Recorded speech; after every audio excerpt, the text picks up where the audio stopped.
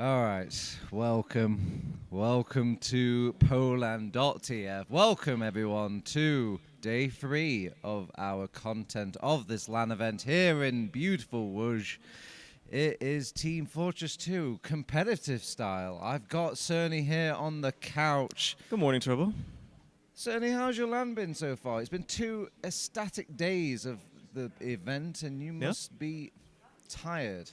It's been exhausting, but it's been fun as well. I mean, it's been one of the best, closest LANs we've had in a very long time in terms of just who's showed up, who's decided to step up to the plate, show us some good gaming, some good fun. And I can't complain, honestly. It's been good. Yeah, well enough rested, I think, for the final day as well. Hope you are. You're going to be sitting here a while. Yeah, I'm going to get nice and parked, nice and steady in my old man chair, but I'm going to sit back and I'm going to enjoy all this wonderful TF2 because we have made it. We've made it through day 1 of our group stage where this was all the teams pitting off against each other, a nice little round robin. And then we went through day 2. Then this is after the aftermath of our little sort of day 1 where we got the groups and then deciding who gets into this double bracket system. And then in that day 2, these teams were playing against off each other, and we obviously had to say goodbye to some of these teams on the day 2 there, and that leaves us with just 4 teams now in day 3. And yeah. And obviously, it's been LAN as well. People have been enjoying themselves. A bit of a community. A kind of like festivities have been passed around and whatnot. That's why we've only got 1 couch member on this morning. I mean, there was one guy we lost yesterday. Yeah, we can't find him anywhere. I know where he went. No, if you have spotted or if you could find one immediately, please let production know. We're desperately trying to find him. But yeah, he's. I think had too much of a festive time on day 1. Maybe if we're lucky, he'll turn up here on day 3, resurrected. But for now, we still need to just kind of let him to rest. But he's anyway, he's earned it. He's a hard worker. I think he needs the rest. So Surny, it's day 3. This is where the meat, the chunk of the LAN kind of cultivates, inspires into. This is kind of the section that everyone skips to on YouTube, where we're all going to find out those high-pressure games, those lower bracket games now. No more lifeline for some of these teams. The only one that's got any sort of saving grace is Witness, where they managed to go straight into that grand final after winning that upper bracket final. But you know what? There's just so much that was going on during that time. I think I need a little refresher. Maybe, I think we've got a nice little frag video for you, just to kind of remind you of what's been happening on day 2. That soldier, I don't care about the soldiers, I am only gobbling up on a drop! And there we go! Can he even win this 1v1? No! He can!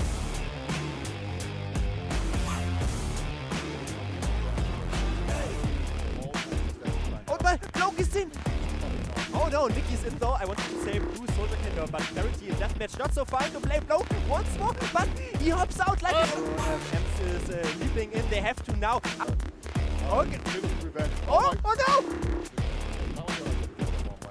Oh, 50% better move advantage for them. They're able to call. But Ems is taking the initiative.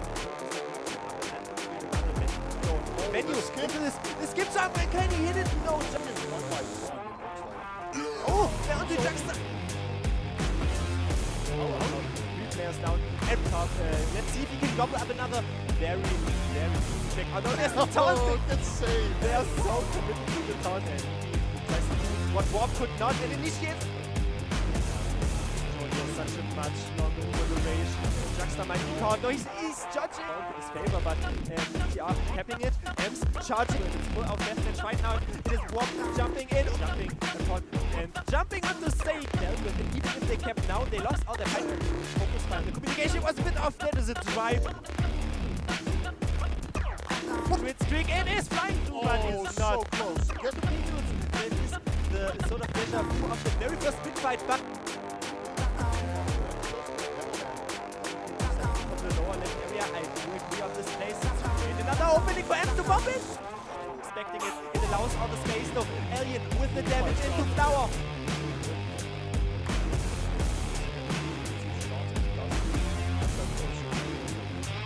Venomcrest is coming in. Is pushing with his retinue and Tau and his entourage as the parachute is on.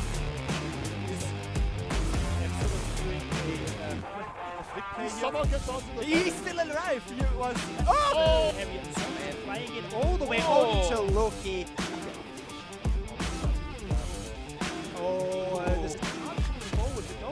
He collapsed. They're already in. Und the medic on a sec. Not much follow-up coming either. I know where ronz tries to, but gets enough time for a chance to push through here. But with death, ronz is absolutely not so very much control here. Go around the main side, get the move a bit. Got a soldier frag. Nice little air shot onto ronz. Gets that one. Another cleanup on. That's a huge run by the Wolves. This follow-up chase up the team here in the valley. It's getting a bit tougher as well.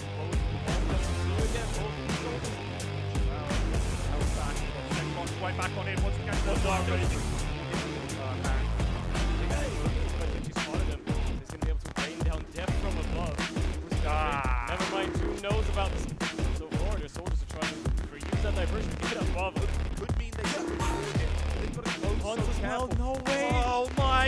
That gap got finished off as poLANd and Vivo are both so much damage onto everybody on court. How low they are pushing into the nice work off the scout coming through. Pressure on the back line. Sam very far forward. Trying to find those opportunities now.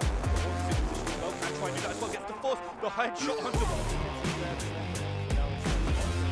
He's going to make a back up directly into that knife.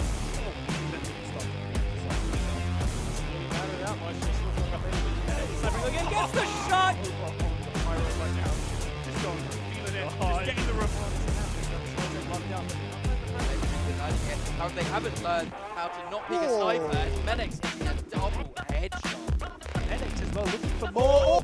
Coming in, going high onto this medical field. It's a nice That's a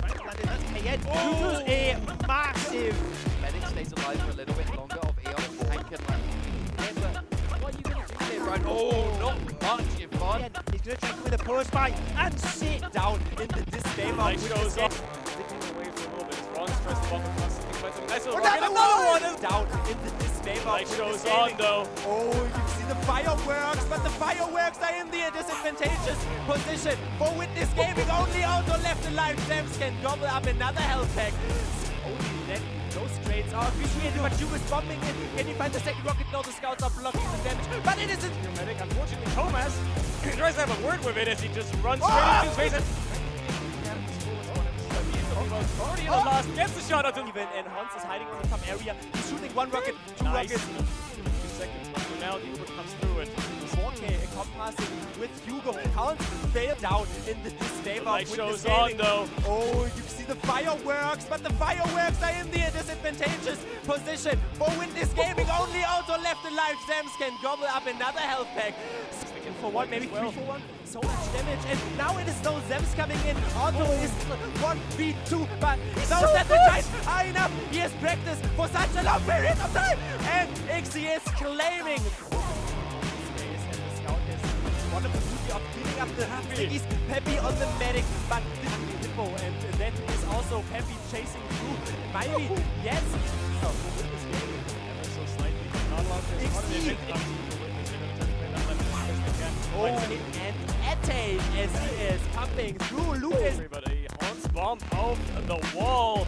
Doesn't really get anywhere. Oh, he's onto the sentry at best. Yeah, fantastic. That is how you try the exact same thing. And what is Peppy doing?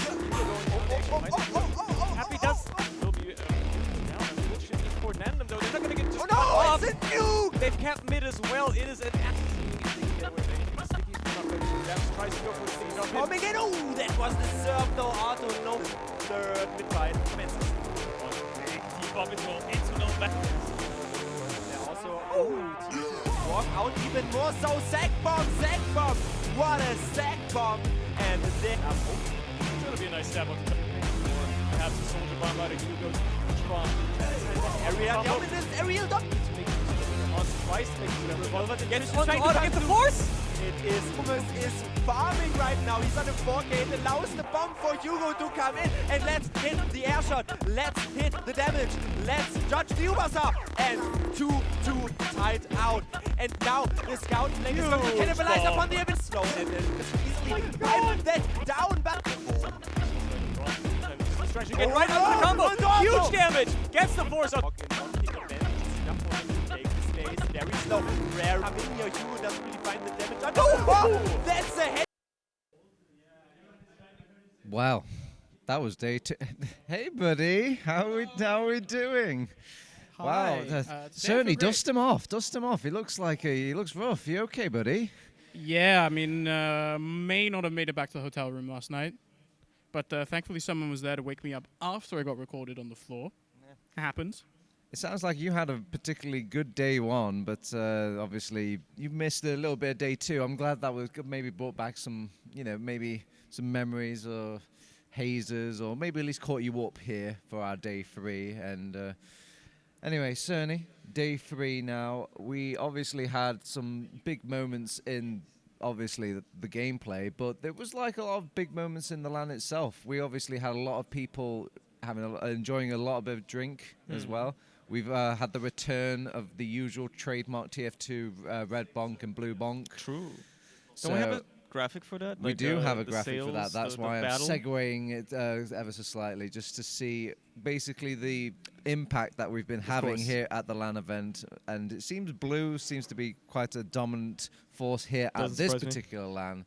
And Wan, obviously, is a big proprietor, is probably this bar.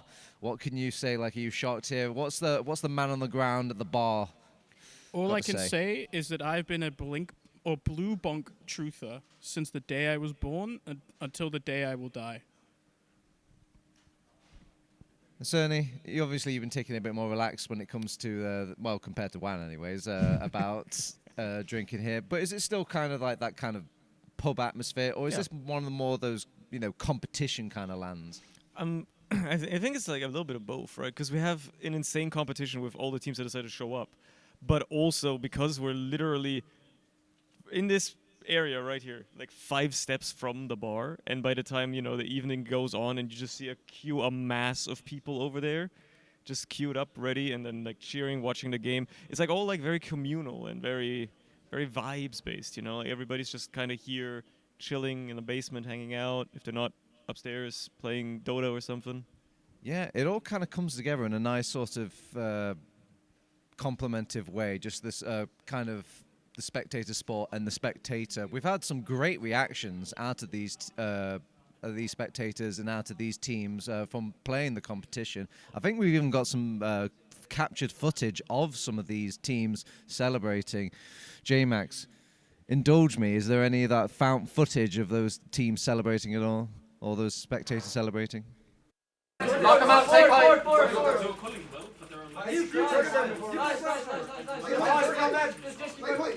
Scout weak on right. On me, I need heal. On me. Sort of top. So right on me. Another in. 250. Dead. Oh yeah. Oh yeah, well boys. Oh yeah. That was way too difficult.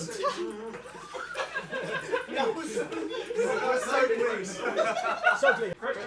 Number 19. Come on. 2v2. Soldier. 6 of them all.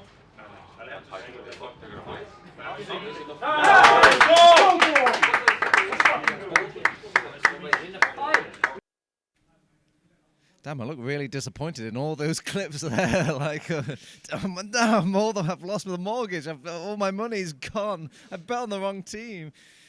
Cerny, it's not only just been electric in these boxes with the teams in as well. There's actually been some kind of hype around in the crowd as well. Yeah.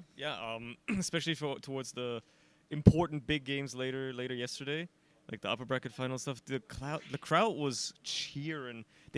I think there's a lot of Mandem fans. I think people just like cheering for the team that isn't the best team. People love cheering for the second best, because then if they win, it's a better story, right? People just want to hate on the big dogs of Witness. And now, well, they've got more of a reason to, because they made it to the finals. So I guess there's a bit of a lower bracket run story to follow as well. And there's going to be a lot of rematches today that we saw yesterday already, right? So Yeah, you'll see some of these teams kind of on the adaptation now, kind of rematching each other, seeing if they can have another go at it, to see if they can have another go at Witness in that grand final. But Wan, obviously you were incapacitated in some sort of state on day 2, so you probably had a lot more of a traditional sort of online showing and watching experience.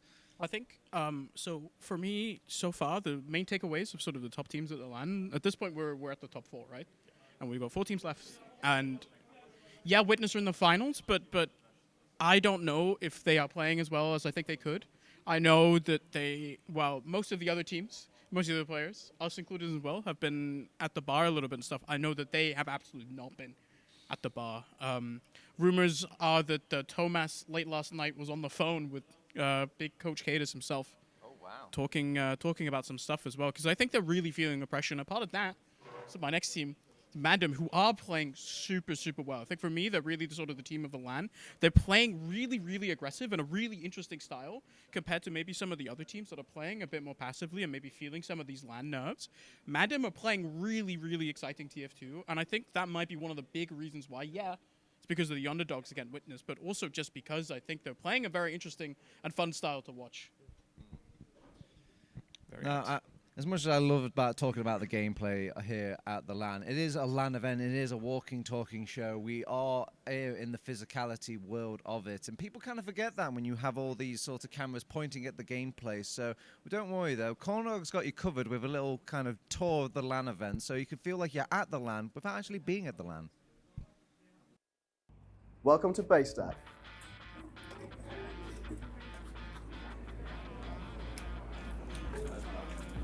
Excuse me, J-Max. Cheers, Alan.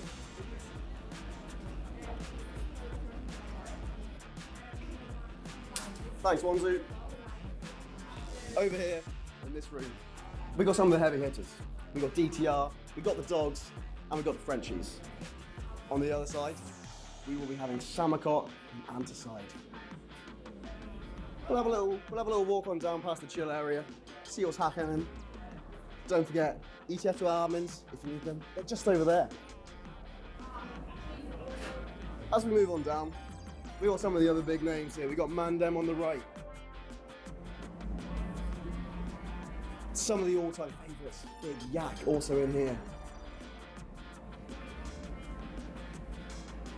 And then the loudest team at this LAN, Big Mac and Piggles, Big Blow Clan. We love them, we love them. And don't forget, the current champions, Witness Gaming in this booth over here. Now, as we move on downstairs, I'll show you where all the hijinks are happening.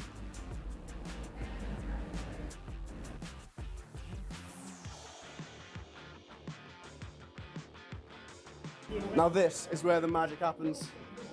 We've got the viewing area over to the right. This is where all the spectators can come and watch some magical TF2. Everyone's favourite place though is the bar just down here. We can see a fellow spectator here with a drink. And I guess we'll go and see production as well while we're here. The magical production.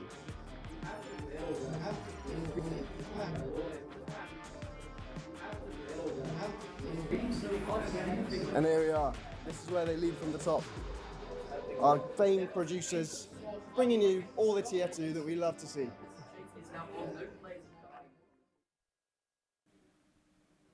There you go. You're all caught up now. It's basically you're here without actually being here. But in the meantime, in the here and now of the here, Surny, we're in the lower bracket, and we're in the lower bracket final. Semi-final. Sorry, I excuse myself because we've still got to figure out who is playing against Mandem. They got knocked down from that upper bracket final, and they don't get to play off this next team yet. They need to decide out of the Fence versus Venomcrest. Are these the two teams that you expected to be in this position, from day one of this LAN, or are you kind of shocked with these two arrivals here in the semi-final? If we're talking day 0 of LAN, where I still expect the pandemic would show up, then no, I don't think Venomcrest would have been 4th place, because I think Anticide would have had a much better run. But because of their unfortunate roster shuffle, I would say, I don't think this doesn't surprise me as much. I think Venomcrest are a LAN team. They get an insane offline buff. Reasonably, there could have been a few other teams. Maybe Big Blokes could have, if they like weren't as inebriated, played a bit better, could have brought the money to them. But realistically, I don't think there's many contenders that could have taken this other top 4 spot. Wan, have you got any tears to shed for the teams that haven't made it so far? Obviously, Surny touched upon it with like Anside not being here, Big Bloke Land not being here. Is there anyone that's like a real damn shame that they're not in this semi-final at this point of the tournament? Actually, I would like to give a quick shout out to Danish Tyrant Regime as well, because I do think like coming to this LAN, I really was not expecting much of them at all. Sort of the switch up of Smile and Scout, Smile to Scout and Ams to Pocket really, for me, stood out as like a final Hail Mary to make something off of what is probably a dying team, right? And it sort of speaks volumes to maybe sort of inner turmoil within that team if you're willing to make such a drastic decision like a week before LAN. But I also do think that, like, relatively speaking, compared to what I expected of them, they managed to perform really, really well. We saw them play some really, really close games yesterday versus some of these other teams. And, yeah, I got to eat breakfast with them this morning. And, yeah, a couple of them were not too happy about being knocked out. We kind of had the conversation, a couple of us where it's like, okay, you go to LAN and you're, like, playing all the time, and then suddenly, like, you lose and that's it, right? They're sort of sitting there talking to Nicky for a little while. He's like, what do I even do today? Now, certainly, obviously, we're seeing these two teams, Forfence and Venomcrest, in the semi-final. But in some way, to end up in this position, they must have like kind of had a hiccup on the way here. They've not quite, fallen over, but just a little trip. And I don't know what happened with these two teams. What went wrong to get them just in the semi-final, rather than say that final section where Mandem has ended up.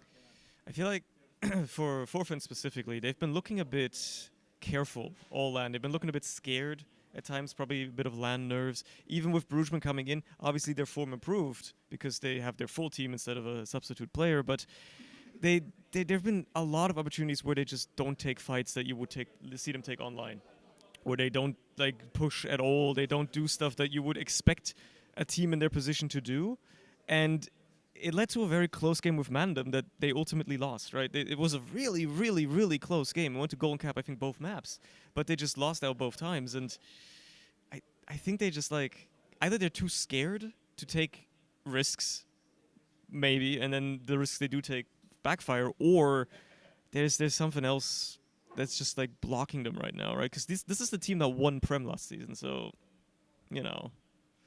Wandum. Obviously, he talked a little bit about Forfence. Venomcrest here in the semi-final. Some would deem this team has made it too far. Some have deemed that this team didn't make it far enough. Like, where do you stand in this camp? Do you think this team is overperformed, underperformed? I think my hot take of the day, honestly, from what I've seen for the Frenchies, I think that Venomcrest have a very realistic chance of beating the Frenchies today. I think just sort of the way that Venomcrest like to play the game, they are a bit more like, the word in my head is abrasive, but that's not the word I want. It's sort of they're a bit more adventurous in what they like to do and the way that they like to play the gameplay. Agree. That the Frenchies have shown us so far, right, is very, very standard. And it's very Cadus-esque in the way that they want to approach the game, right? Where they're really not pushing unless they have massive, massive advantages. And I think we saw in the group stage game day one against Witness as well, where even when they are presented with massive advantages, sometimes they don't even push on that. I was having conversations with the Frenchies about this afterwards. I was talking to them. I'm like, you guys had 4 kills, and you still stayed on process loss. What happened? And they, all of them are genuinely convinced that if they had pushed with 4 kills on process lost out into Witness, they would have lost the round. And that, for me, spells that there is some kind of mental block, at least against Witness for this team, where they've tried to do these more aggressive plays that I think that's how they won Prem last season.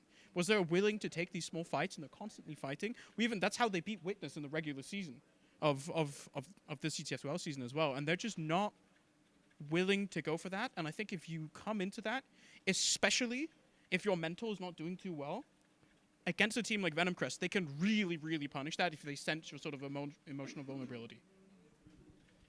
Now, obviously, we've been talking about these teams in a greater sense of one entity, but they are obviously 6 parts to each of these teams, and I want to focus a little bit more on Venomcrest here.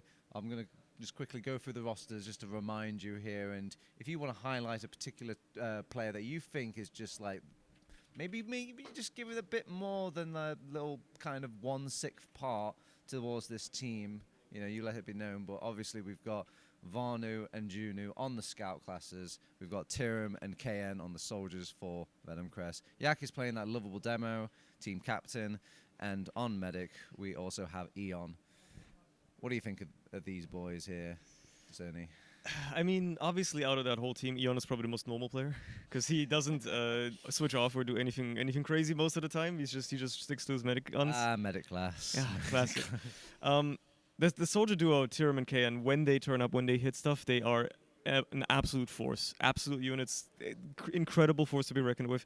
And the playmaker on the team, depending on how much he shows up, because I think he was a bit quiet at points yesterday, but then towards the tail end of the day, he really turned up. It is Varnu. With the off-classing, whether it be sniping, whether it be playing heavy to mid or whatever crazy stuff they have, the weird product strats that they have in store with the classic that they keep hyping up, and probably nobody will want to play product against them just in case it really screws them up. Varnu is the player that like initiates those plays, that does like the wild stuff. Obviously, it needs like the go-ahead as well. Yak, you know, he's got the strategy book. He makes the calls for that. So the go ahead. I'm pretty sure every single member of this team has their own idea, and it's like some solo Fortress 2 going on. Like, I feel like they have to rein each other in sometimes as well. We've heard that yesterday. Some of the matches they were like talking to each other, like, "Don't do that. Don't go to spy. Don't go to spy," to like Yak and stuff like that. I say it's the most diplomatic game of Team Fortress 2 you'll ever play or watch. I should at least say than watching a Venomcrest game. Whilst usually all these other teams are very much just nominating their champion, and their champion, you know, if they say jump, you say how high. Now, Wandum, obviously we're going to talk a bit more about the Frenchies. You've had some bits to say about their run, about their TF2 all season, their habits and the habituals, but about the players themselves, though, you know, we've got Mula on medic, Delhi on that demo man, Brugman, Demul on the soldier classes, and Nevo and QB. Is there anybody out of this team that's like a glimmering light of hope in what might be like a bit of a, you know, a lackluster performance so far? I feel like so the main thing for me is kind of threefold on this team, right? So first of all is they have maybe, I don't think that you can reasonably call Delhi the best demo man in Prem, but I think you can maybe call him the most explosive. In terms of just, he will randomly, he's a bit more aggressive than the sort of other top 2 demos we have in Prem, but he will occasionally just do these plays that you don't expect. This guy on Process used to roll out, hit his own pack, and then he would put another sticky and jump onto the enemy demo's pack, and then try to kill the demo. He's that type of player, right? I think Nevo and QB, very, very solid scouts. I think QB last year at poLANd had a really, really good tournament. Not quite sure if he's really been replicating it so far, but I think now we're coming into the bigger games, and this is sort of where we really would expect this sort of scout duo to come in. Brugman back as well. Now he wasn't playing day one, and Brugman, I think, is sort of the other player we're really looking at to really step up, because I know he brings a lot of calls to the team. He main calls for them, but on top of that, he also individually plays pocket, I think, as well as anyone else in Europe. All right, obviously we're in the low bracket now. No more excuses, no more hidden strats, no nothing. Surny, is this when we start unpacking those nerves? Is this when we start seeing those fight and flight sort of scenarios for these teams? Or is it just another game of Team Fortress 2 to these guys? Do we not really see the emotions impact the game at this part of the tournament? I think it obviously will have an impact, but I think it also very much so depends on the player. I think Venomcrest, they are an emotional team, but I also think they've kind of like almost conditioned themselves into just, oh, it's just a game. We're just having fun. We're just playing. In some ways, they were calling Jordy a winner last night because he doesn't have to play anymore because his team has been eliminated, and vice versa, calling Thomas a loser because he still has to play, right? So like they're just enjoying themselves, right?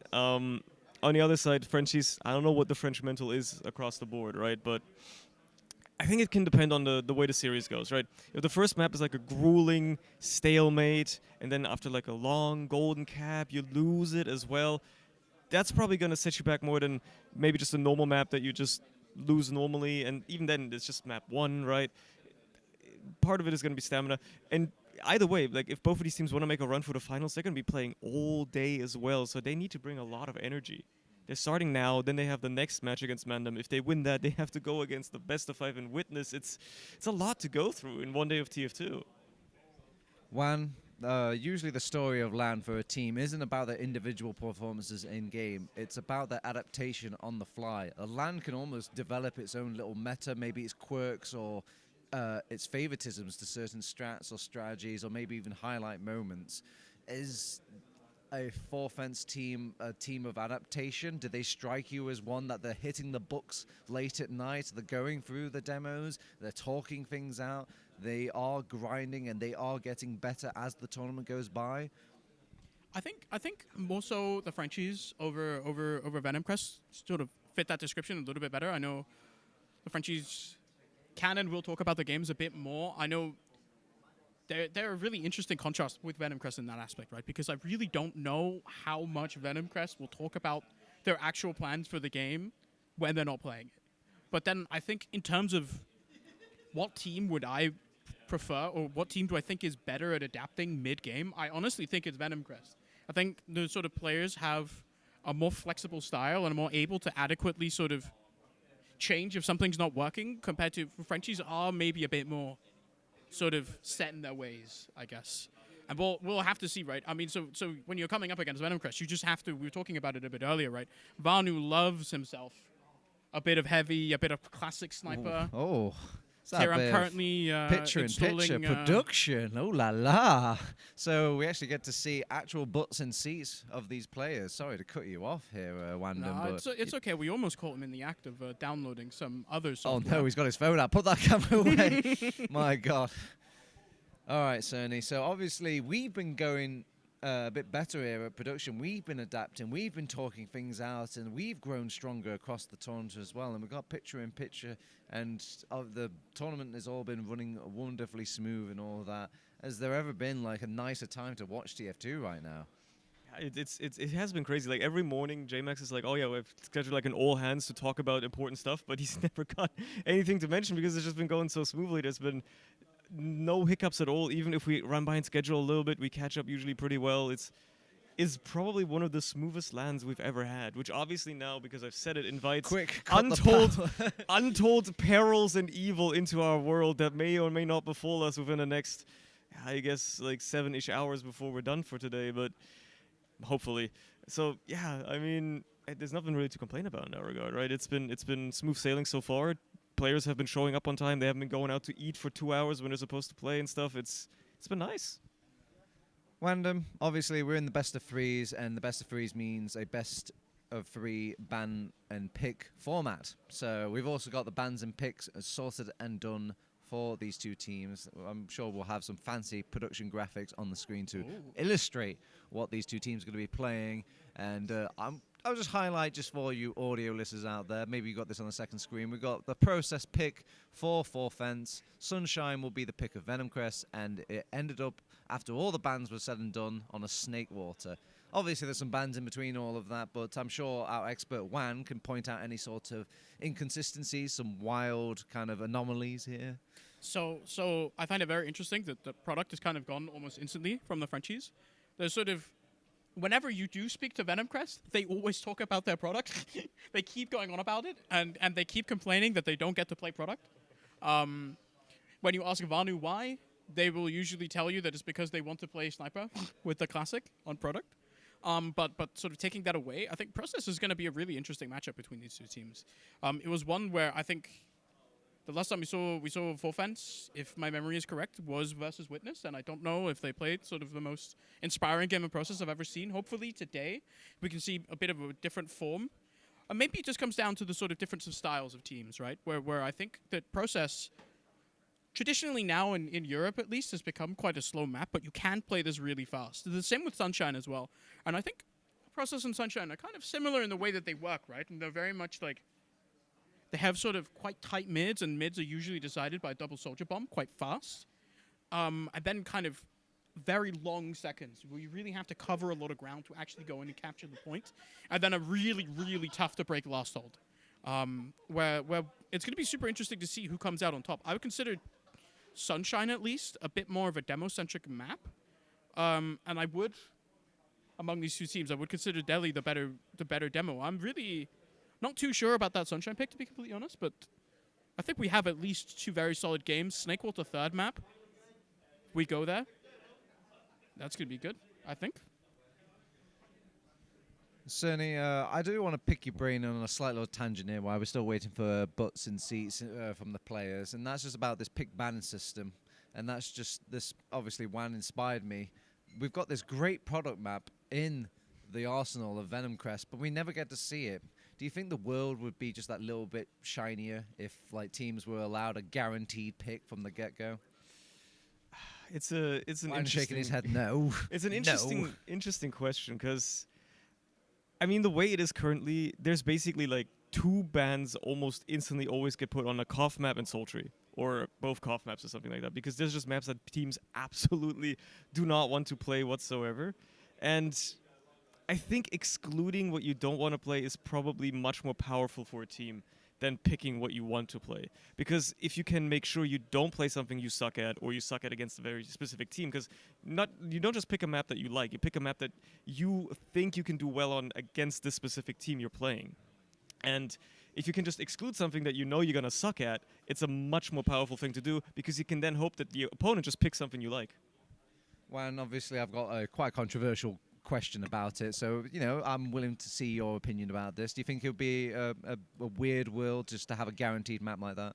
I mean, we used to do that all the time in TF2 regular season, right? Like, that's just what that was, and I think there's an argument for maybe that makes sense in a tournament like that, but I think really, like, a part of when you get to these best of threes, a part of the excitement of the strategy of this is also realizing that it just is another layer of that strategy, right? Being able to ban a map from a team is super important. I think we as Europeans have experienced not banning product a few times in the past versus various American teams, where I think it's as much as anything else, I think it's a part of the strategy of the game. We see it across other games as well. You watch any Counter-Strike team at the top level, they will have at least one map that's permabanned, and then occasionally get these things where they have a permaban and they'll bring it out. And it'll be super interesting in that one scenario. I think back to the Berlin Major, where Astralis picks Vertigo against Liquid, and it was the best moment of my Danish life. Yeah, totally, yeah. But yeah, I think it's an important aspect of the strategy that we don't actually see too much of in TF2 normally, because we are mostly in that sort of regular season. But come playoffs, I think it's a really interesting way of teams trying to distinguish themselves between each other, and sort of being able to express that in the map picks and bans. I think we should keep them. Now, Surny, obviously you were watching a bit of A2 yesterday, and we saw teams picking their own maps and all this. I got the impression that these teams have no clue what they're good at. They keep losing their map picks at all, and surely after a full solid day of map picking and bans, they've got it locked in, right? They know what they're good at, right? Right? You'd assume it, you'd think that, right? But you also need to consider that they need to also know for every other team they're playing which maps those teams are good at. And sometimes it's about picking the least bad option as well, right? You don't have infinite choice. You get two bans to start with, and then your opponent picks. And if they pick a map that they're just extraordinarily good at, and you not necessarily suck at, but aren't the best on, then tough luck, right? That's just how it's gonna go. Vice versa, but sometimes you might feel confident about something, but then the team you're playing turns out they have a slightly different strategy for that map that you didn't anticipate, and it completely backfires on you, and you can't handle them in that situation the way you would have normally wanted to play the map. It certainly has an impact on that, and I think even though we always stock it up to like, oh yeah, like this is X team's map, so they should do better on this map, it's, especially now in recent years, I think it's become, as teams have gotten better on broader sets of maps, there isn't really like specialized teams as much anymore. I think most teams can play most maps okay nowadays. I think it really just boils down to what they prefer playing in the moment. I feel like a lot of times as well, like you go to the teams, they're just like, what do we want to pick? And they just choose a random map a lot of times. Like they don't even really have much of a choice. They're just like, oh, whatever, just take Sunshine. We know how to play it. All right, gentlemen, thank you for indulging me on my big picture viewpoint. Now we can bring it back to the smaller pictures of the Venomcrest picture, the Four Fence picture, and Wandum. These two teams, you've seen the map picks now. You can probably paint more of a picture of what you think's going to happen. And, well, what's your picture looking like? So I would expect this to go 3 maps. And I actually really, generally, I think historically for me over the last 2 seasons, I think Process has been a really good map for full fence. If they can sort of come back to the way that they used to play this map, I think they can probably come out on top on this first map. But then come Sunshine, I'm expecting a bit more of a Venomcrest favorite story. I do think that we're in for some very, very close games. And I would not be ultimately right. Like if you're going into a series of games where most of them come down to like the 55-45 or something, it's not that uncommon that you get a 2-0 anyway, right? Where one team just happens to win both close maps. But I hope for me, for you, for all of us, that we get a 3rd map as well. I think Snakewater would be super interesting to see. I think I have to stick to my guns overall and say that Venomcrest are probably going to come out on top. But I do think it'll take 3 maps, and I do also just, by the way the Venomcrest plays, I think we're going to see some high-scoring games as well. We're not going to be sat and lost for 20 minutes. Surny, obviously this is dire news for our admin team. Obviously the schedule usually depends upon these teams kind of like wish-wapping and wiping each other. Oh, live update to see if Venomcrest are there. They're still there. I think we're still waiting on a few souls, maybe one Venomcrest soul. So we're just having a peek in their little room to see where they are. So Vanu's there. He's getting sharp. He's getting ready. But we're just waiting for one last little player. But anyway, about these the schedule and like these sort of long games, we've had a lot of golden caps. We've had a lot of golden like mids as well. Is this to continue? Is this a trend to continue in day 3 here, Surny? I mean, I think it's testament to how high the level of competition has been on this LAN, how closely matched all of these teams really are, because at the end of the day, this is one of the most stacked LANs we've had in a long, long time. And I think it just shows that like all these teams have shown up. They're all getting a bit of a LAN buff as well. Junu is the one that's been like delaying it. He's too busy on walkway. It's very important, man. You gotta get those walkway sessions in. You never know. You know how the Frenchie's walking a straight line, hitting a catapult. Like he's nice and prepared now. Exactly. No, that's very, very important to get done. Look, everybody's got their own warm-up routines. So a lot of people love rocket direct, whatever it's called. Yeah, while we're delaying time for June, what do you think is like? It's nice to kind of come into LAN, peek over the shoulders, and actually see the rituals of these players. Is there anything that's you actually think like, wow, that's actually pretty cool? Like, there's this one like separate app where it's like an aim trainer and all this. That looked pretty good. Yeah. I think ronz has an absurd. I know he's not playing right now, but ronz has an absurd setup. He has his keyboard at like a 90-degree angle, pointing towards him, and he sits on it like this, and then the mouse kind of like he basically hugs his desk. It's the very power funny. of love. I love TF2. I love when you see people crazy. We're like, have you seen the way the mule has his keyboard set up, like his binds?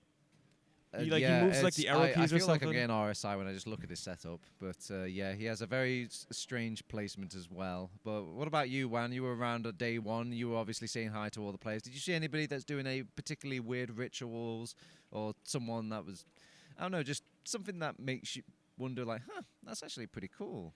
Not really, to be honest. I think a good shout out always has to go out to Tomas, because Tomas is the most particular player with a setup I've ever seen. So if you show up at the witness booth on day 1, then Tomas will be tinkering with monitor settings you didn't know existed, and be complaining that the refresh rate is off by like 0.0001 or something. Yeah, right? he's the kind of guy that strikes me. He would take the monitor apart and be like, I see, this is the problem here, and he pulls out, starts making modifications. But I feel like you see these sort of trends between classes even. Scouts, extremely particular, whilst the soldiers, I think they just like, the computer's They play in on the room. default setup. Yeah, computer's in the room, I guess. Yeah. And, All you need is your default sensitivity of 800 DPI, 3 in game, and you're ready to go. The medics, I don't think even go near a computer. They just start crying in the corner. I don't want to play. But, all right. So, Venomcrest, 4 fence. Just tell me outright, who's going to win, man? I said it already. Venomcrest in 3 maps. This first map will be won by the Frenchies pretty close, 4-3. And then we'll be looking at 2 more Venomcrest map victories. Must be your answer I was looking for, Surny. Who's just going to win? I can agree that if Venomcrest wins, it's 3 maps. But if 4 fence gets off to a good start today, I do think that they might have the motivation, they might have the momentum as well a little bit that will get them that second map, and they can make this a 2-0. There's a chance they can pull that off, I think. If they show up today, if they're on form, if they did their homework and didn't drink too much last night, which I'm pretty sure they didn't because I barely saw any of them around by the time I left, which was decently late. So, yeah, I think they're, like, if they're ready and hydrated and everything's good, there's a good chance they can take this in 2. I'm going to spare my host duties for a second and lay out an opinion. I think you're going to fire up the game in Team Fortress 2. You're going to see Venomcrest lose 2 rounds immediately on both of these maps, and then somehow they're going to just fart out 3 rounds on both of these maps straight away. 2-0 cleanly. All right. I'm tired of delaying time for the Venomcrest. I'm going to pass it over to the casters, and they can delay time for the Venomcrest. Delay, boys. Bonjour et merci beaucoup, TurboTaps. I have not been assimilated, I swear, but what is this hate on forfeits here? I've talked to the players, they are confident that they have this in the bag, but I'm not only here alone, no, I have brought not Steven with me, and he told me that if Venomcrest wins, he will tell me in which cubby he has hit Steven. We may never know. Okay. We'll have to see what happens during this game here. It should be a banger, though. That's all I know. For anyone just joining us, this is the lower bracket semi-finals here. So whoever loses this will be knocked out of the tournament. Winner goes into that lower bracket final against Mandem for that chance to go into the grand finals against Witness Gaming here. It's been a run for both of these teams, though, hasn't it? Both of these teams getting knocked down maybe a little bit soon they want to, especially the Frenchies coming off of that Prem win last season were expected maybe to not be going down straight away here, but, you know, were knocked down and now have to play a formidable Venomcrest who looked very, very good yesterday. We had a very lengthy interlude to try to spare some time since Juno was evidently just hitting his shots on TR Walkway, so we heard a lot of analysis about those maps already. The only few dabbles I want to bring in as well is that the only phase where those teams already have faced was on Gullywash, where that was even a 3-3 tie in the group stages. However, I have spoken to Mula and he was very confident in them probably taking this here outright, since now Brutchman is back with them. You have to keep in mind he wasn't there for their very first day, so it is apparently starting. I see the timer on top. And not Steven. There we go. We are taking this one away here. On to Yak for this first POV as he rolls out over to mid. Going to take it over to this right-hand side. Soldiers bombing in, take some good damage onto Delhi, but he managed to survive. Will be catching an arrow here. Things going to slow down, but soldier bombs are high in from the spreads his eagle wings. Does he only live on 7 HP? Does not ultimately survive. We already see a sniper on the field. That's some cheeky stuff coming out here. Will it be able to do anything during this, though? It's looking good so far for the side of Venomcrest. They're still fighting on this point, though. But it looks like maybe actually it's better for the side of the Frenchies here. They just kind of took the high ground area. Oh, and look at this. Stuck in behind this whole time. Can he hit the final pipe? Yak cannot there. Does go down. They have to back up the second on Venomcrest. It's a first mid-win for the Frenchies. Venomcrest was gaining the ascendancy in terms of a player department, but the problem is no positioning, and Yak also caught in behind. Delhi is prying the stickies forward, flinging some pipes over. Eon down to half HP is being forced concurrently, and that means this Uber trade is right now happening in the choke. Yeah, they ended so late here on Venomcrest, but have gotten away with it. Scout's still in aggressively here, but it seems like things have reset. The health is just not good enough for them to continue the chase here. They did take Delhi down, so that's no stickies coming through this choke point. And that is presenting an opening, since there's someone flinging himself behind, but the Eagle is spreading his wings only then in the respawn queue as Ethereum was addressed. KN on top, 50 HP only onto those two soldier prodigies, and they seem to keep coming out on top. It's wonderful focus fire so far. Yeah, huge stuff coming out there. KN getting some beautiful rockets, followed up by Junu there. Nearly wiped that team. Mula keeping himself alive during all that means they're not going to be able to rush it straight to last, but by the looks of things, the Frenchies basically are giving up second here. They are giving it up, and maybe give it up to maybe get some more time. Nivo is building the sentry gun to keep themselves here in the game, and now it is really, really slow and methodical approach, since both medics have the full Uber charge in the bank. very cookie cutter. This is what they have practiced for. Right. Now, if it was any other team, I'd expect this to really slow down. You maybe try to spam the sentry gun. You maybe stack one, get a sniper up. However, this is Venomcrest here. I think they're going to be chatting. They're going to be making a strat here. And we're going to see some balls to the wall stuff coming out. We might just see a trade instantly. We might see KN just bomb straight in here through 2 as the cam is on him. He's full health. Does go in straight onto the dispenser. The medic nowhere to be seen though. The NG only at his Nevo, though, being traded out. He tried to tranquilize this little bit of a roll outside by counter jumping in initially, though, means and renders a 2-man disadvantageous pick for Venomcrest. They won't care at all since Yek has stickies very readily available. Yeah, they were talking in the interview previously how the Frenchies don't like pushing out of this last 4 players down in a previous match, and they did not push out. So just 1 pick advantage was nowhere near enough for them to even attempt anything here. You have to be a little bit careful as Junu is up on the sniper now, so we will likely see a bit of a sniper battle going on. I have to say, I would say Kubi has looked maybe the best sniper here, but Junu yesterday on Metalworks was something else. This is going to be a real fight. Currently, Juno is on a 4.0 KD, so maybe he's already doing something, but you can see how he is slowly approaching the lobby area and trying to scope out the angles, siphoning the soul of the enemy team, as usually you are relying on your own team's communication to sort of give you the vision, but we see the stickies flung over, 100 HP on him. Yeah, they know where he is here, just sending constant spam into him. It's going to be so hard to find an angle. This French team is so good about never showing themselves in these sidelines. They know Junu can spot that soldier just playing so far back. But now look at this, snipers seeing each other. Kubi wins that one out. Takes him right out of there. My favorite cubistic painter is in his red period apparently, as Juno is turned into a bloody pulp. But it initially only really resets this entire stalemate. It will do here. However, look at the time lost already. 2.5 minutes down on the clock here. And what, they've tried 2 attempts in that whole time. You think maybe you have 1, maybe 2 attempts at most at doing a stack, and then you're going to the territory where you're looking to trade. Junu comes up on the sniper, so obviously this is what they want to try to make work for now. Going to look towards 1.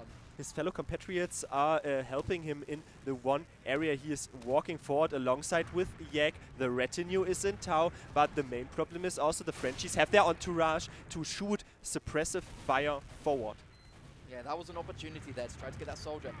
This soldier is not hitting the shot though. That was almost an impossible shot to hit. Yeah, that's so hard to hit there. He was hoping his soldier would do a little more damage to him, give him a little bit of space in 2, but unfortunately is not able to. And now it's 40 seconds down on the clock once again. Venomcrest have only really had 1 attempt to get through a single door, and that was the initial sack where the medic just wasn't there apparently here. We'll see what they want to do. They're back on Cookie Cutter here. Junu back on the scout class, so likely either going to go for a trade or 1 more attempt on the sacks. This is the time period where you are trusting into your soldiers flying forward and then gaining this advantage on the damage numbers, taking the exchange and hoping on the follow-up aggression. However, KN is deleted. Yak not in this realm of existence anymore.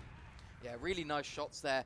But look at this, 2 huge damage dealers, probably the highest damage dealers on this Venomcrest side, and they're not even sending a counter sack in here. It's a minute remaining. If you get the Uber out during this time on the Venomcrest side, it's basically over here. Maybe a little bit of a misplay, not to go for something here, but Vanu dying straight away. They have time to wait for him, only 15 seconds on this spawn clock. However, it's just ticking down the seconds here, making it so much more difficult for the side of Venomcrest to get anything going. The singular stragglers dominoing in their disfavor will make it difficult, since now it is only 1 last Uber push. You can't even really bank on the dry fight since 30 seconds to go. Delhi is sticking the left side, and here we pounce onto the sentry gun on the point, immediately turned into a big pile of scrap, and no, only the buildings really falling in the disfavor of Forfin, since Tyrion is the only victim. Super late as well here for the Frenchies, so it's going to be the refight now. Everything has been said and done. 15 seconds remaining. They are pushing it in through 1 here.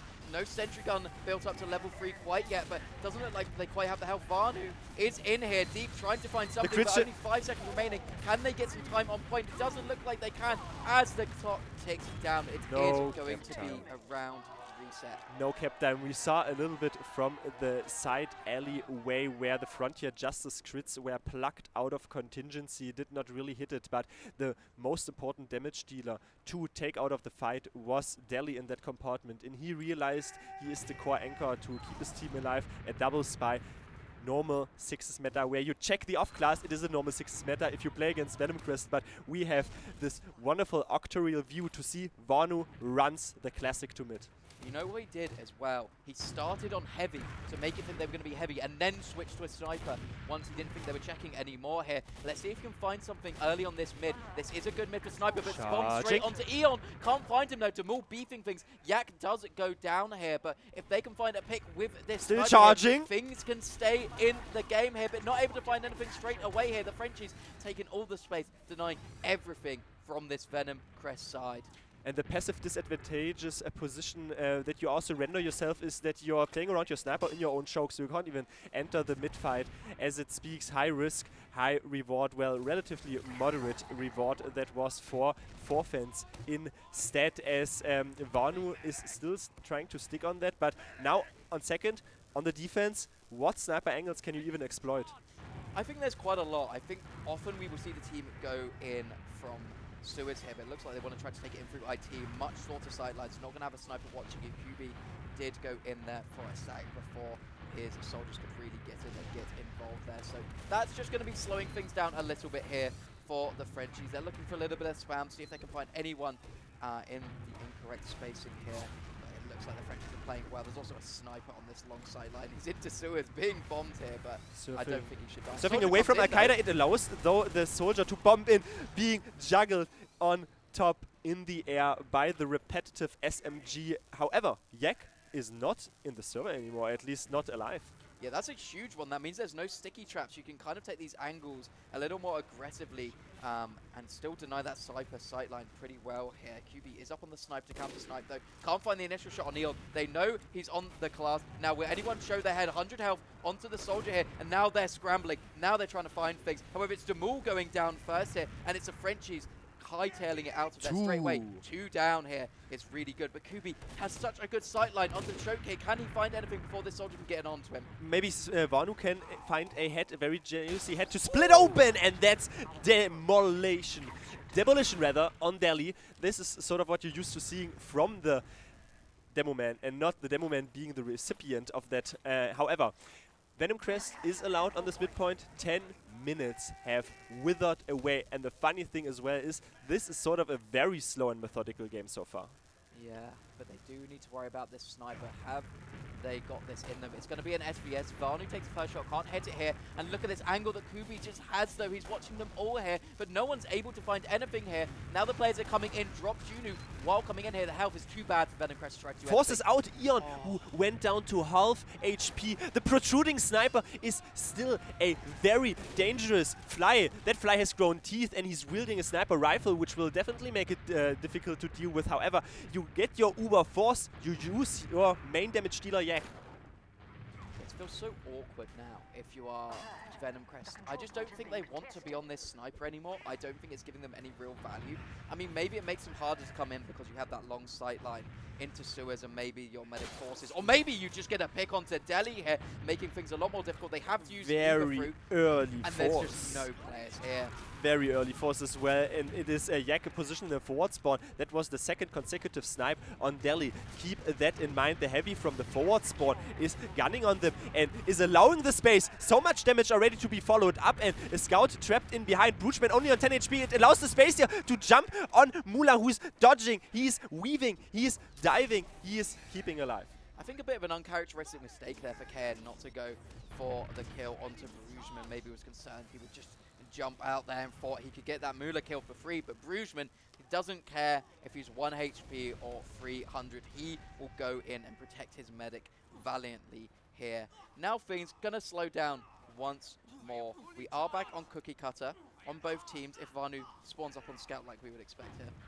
It's crazy, as if they're always spinning the wheel of fortune on those deathmatch compartments earlier, but right now it's not really the case. It is usually one player going down, and on the opposite team another player is going down. It makes it sort of a predictable flow so far. Yeah, they have been playing it relatively slowly for the Venomcrest. But it's a maybe bomb! something. Onto Eon, into bloody bits, the sizzling cacophony, and that is one of those advantages that you really want to constantly gain momentum. Yeah, this is now the Frenchies to lose here, right? Full Uber advantage, pretty much your entire team going to be alive for this last risk. You might even deny the sentry gun being built to level 3 if you're fast enough. Is on that left-hand side spawn with the Juno sniper here.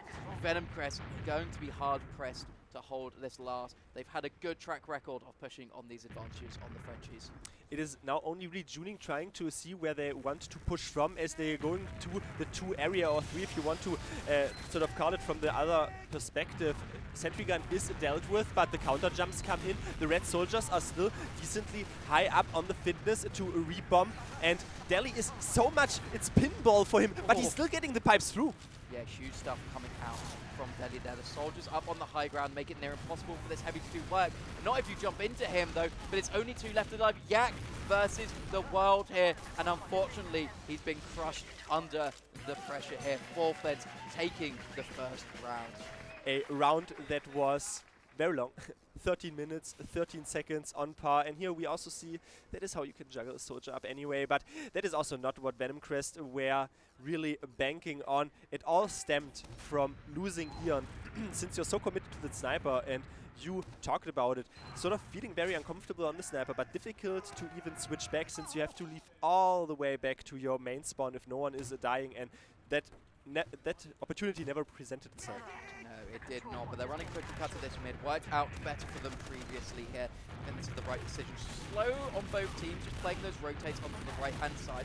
The Frenchies may be holding their ground a little bit more there, and the damage is coming out well, taking down Vanu straight away. So it does go down in return. However, they just feel like they're in a death corner there, and there's no escaping things. Eon. They really need to go huge here if they can find anything. Eon holding in from the tiniest of margins here. Everyone is so low here. Surely the Frenchies win this one out. Eon going down. One final survivor of KN, unable to find anything. Dominant mid from the Frenchies. Full wipe. Eon trying to hold on, pardon me, steadfast, but the main issue is you're being clumped up in front of the enemy team's IT, and they also didn't have the speed anymore to really speedily leave, and fourLANd will probably very juicily eye up this uber advantageous push.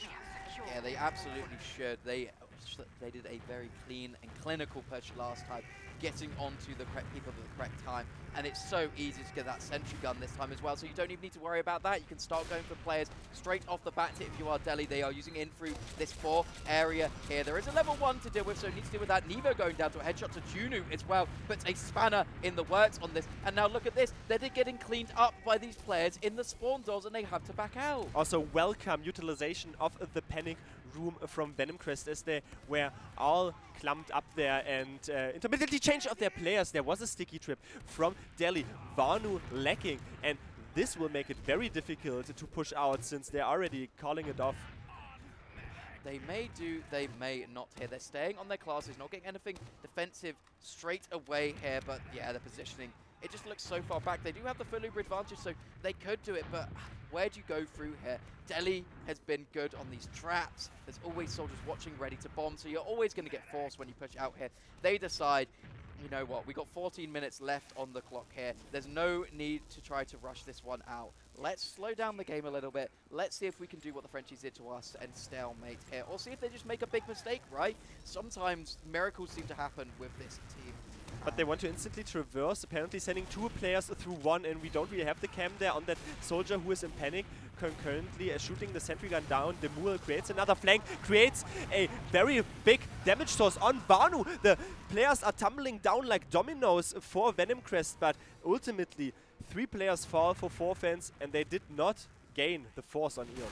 Yeah, Sniper's up at 2, puts on a little bit of pressure here, but it's going to be a hard shot to hit. If bomb comes in from KN, can't find the kill on the demo man there, does lose his life for it, but I think that was a good opportunity to try to go for the sack onto Mula. That was very well recognized, the space that he had, but you could see how he had his head on a swivel, turning around 24/7. This is sort of the Beyblade class, let it rip, but he was not letting the enemy team rip. Instead, Demul, my man, you're not part of this. Roachman neither, apparently. Yeah, both just instantly denied there. Only a level 1 sentry as well makes things a little embarrassing there. Look like they want to maybe go for something with their sniper in through lower here. Instantly denied by players rushing into him. This is why it's so hard to get out of the process. Like, there's so many doors, but it's just, you feel like you're always on the low ground. This is so awkward. This was so hazardous. You saw the littlest sniper crack shot sniper sideline from Juno, and he is backing up of the idea of it. Yeah, there's no need to lose your life in that situation, right? They know where you are now. You're going to struggle to get in. And it's Bruges getting in here, going in deep, going onto that demo man. But they lose 2 again straight away. But we've seen they struggle so much to get out of this on Venomcrest. But they might be able to with QB going down. Not if they lose QB in the upper IT area, sort of lacking there with the discipline. And Juno is still peeking. The medic is hiding behind that little point. The height advantage might be enough, but Juno is still walking forward. Can he find Ian? The power plant is in peril. Never mind, sorry, Mueller. He is going to take Broochman. He's probably going to shoot down. Finally, the force. That was so very dangerous. Big damage from Deli. Helps out that kill on Vanu. However, gonna lose 1 for 1 during that. This sniper's still up, and it's going to be even Uber, sorry. Eon used during that time, luckily. So it's not the biggest deal in the world for the Frenchies. They haven't completely lost anything, but Junu's been feeling a little bit hot here. Has been getting himself in some great situations here. Unfortunately, it's Yak going down on the demo man. This can't keep happening to Yak. He's died a few times in the first couple of picks, and now it's KN as well, and now it should just be a steamroll onto last hit. This is where Venomcrest folds under this sort of pressure. This is where they falter, and this is also the lack of speed on the sniper. So you lose 1, you lose 2, you lose 3. Those segmented spawn waves will make it so difficult. The cap time is already coming in. Vanu is demolished, and the pause. Juno needs to be on tier walkway more to farm his damage per minute. Yeah, just small mistakes, right? Just losing Yak there. It was obvious KN wanted to go in, make a little bit of chaos, maybe see if you can find a pick, but then they lose Yak, and then they lose their soldier straight away there. And then it's just near impossible because their scout was already down from that early bomb. There's no one to take their medic away from. The sniper is just in no man's land. They are just not on the same page with how aggressive they want to be there. It was a very ephemeral state as well, with Juno walking through the top area and always sort of missing the shots there on Mula. That could have been the drop. Then that ended up being an Uber engagement, since all the players that tried to protect the sniper had to commit in so much. Uber exchange, but after all, losing 1 player again, Yak following up. You were talking how hot people are, but he was in a pandemonious state, so sort of not the hot take that you want to have from Yak. He is consistently dying, and it also not only by the sheer fact that, or on face value, you lose your demo man, you also lose one of your main callers.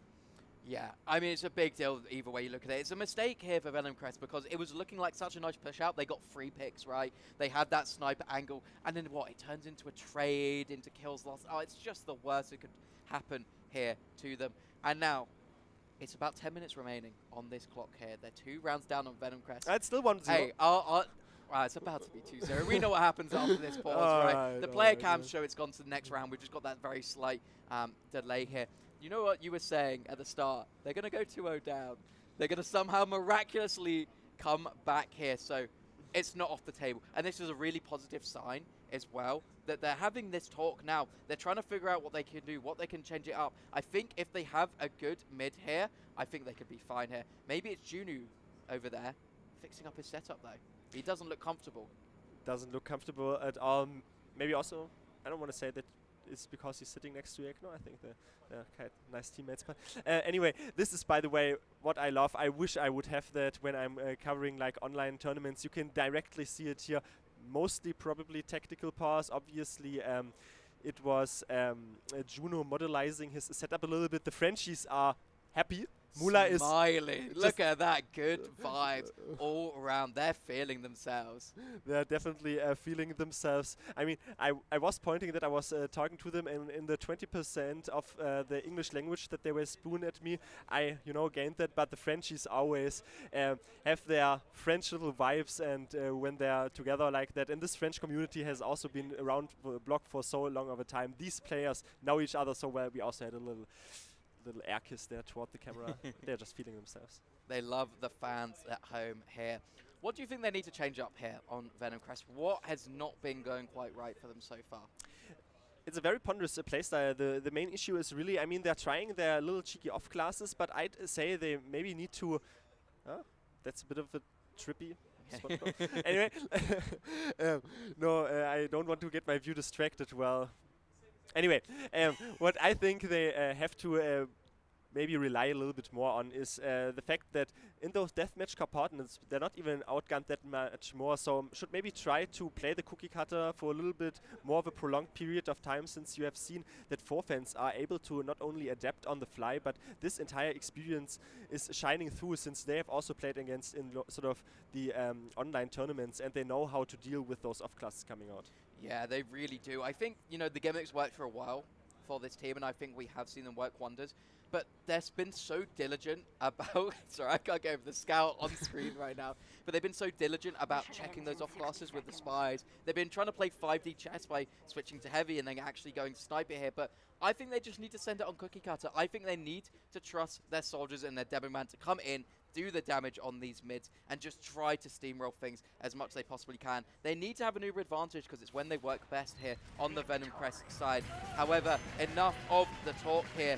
The pause has ended, and we will be going into this fourth mid, this third potential point here for forfeit. It's catch-up time now for Venomcrest. Delhi is ice cold. You saw the Yeti taunt there at the end, maybe showing the TF double spy again, checking the cheeky off-class shenanigans. We have Vorno once more sticking to that sniper class on mid. The main issue is also with Process.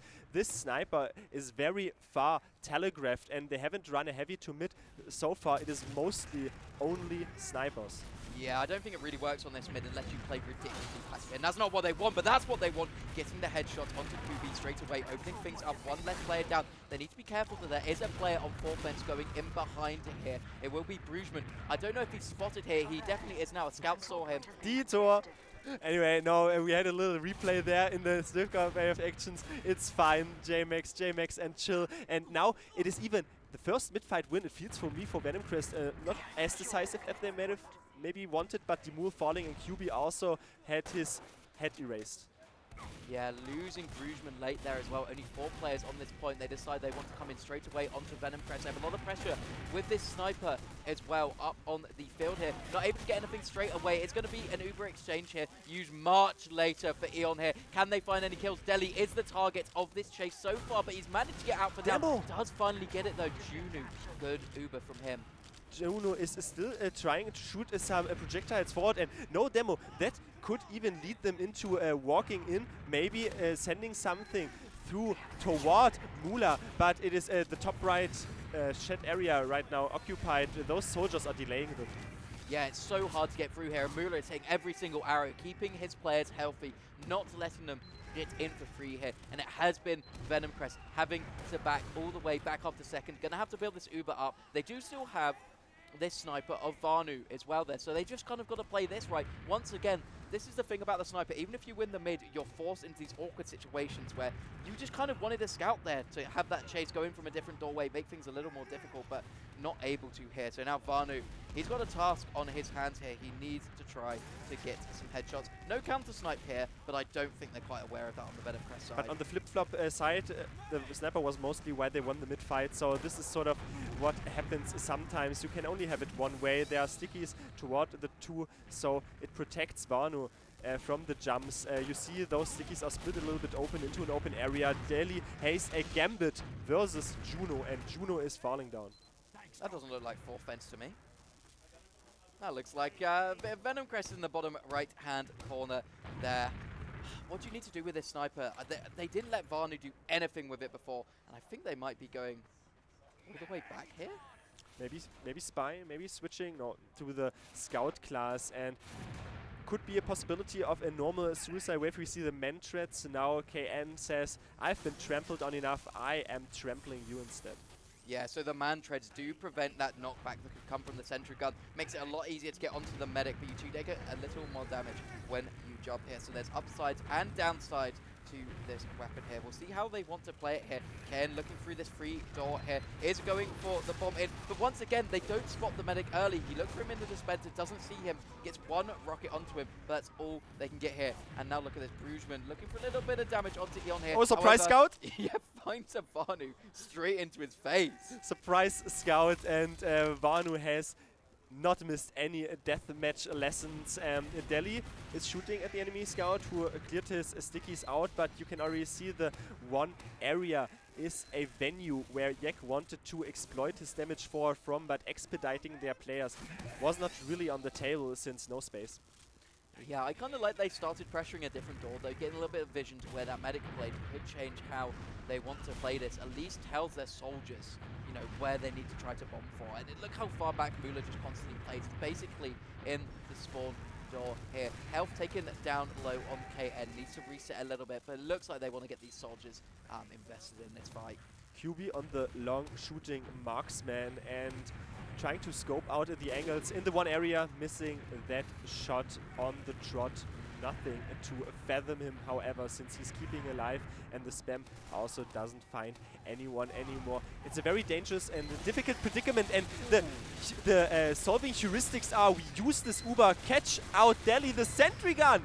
Somehow still alive, finally goes down in this post-2, but no demo man left alive, no traps on the doors, and they're sending it in through 5 here on the side of Venomcrest. Player already on the high ground. They need to focus this heavy down. He's so healthy, tanked up by Mula here, losing 1 for 1 so far during this. The high ground though, it's so all much cap time, Venomcrest. so much cap time. It's all Venomcrest, and they get a round to bring them back into the fight. 6 minutes remaining. Can Venomcrest find minimum run round? But 2 is what they want to win this out before Golden Cap.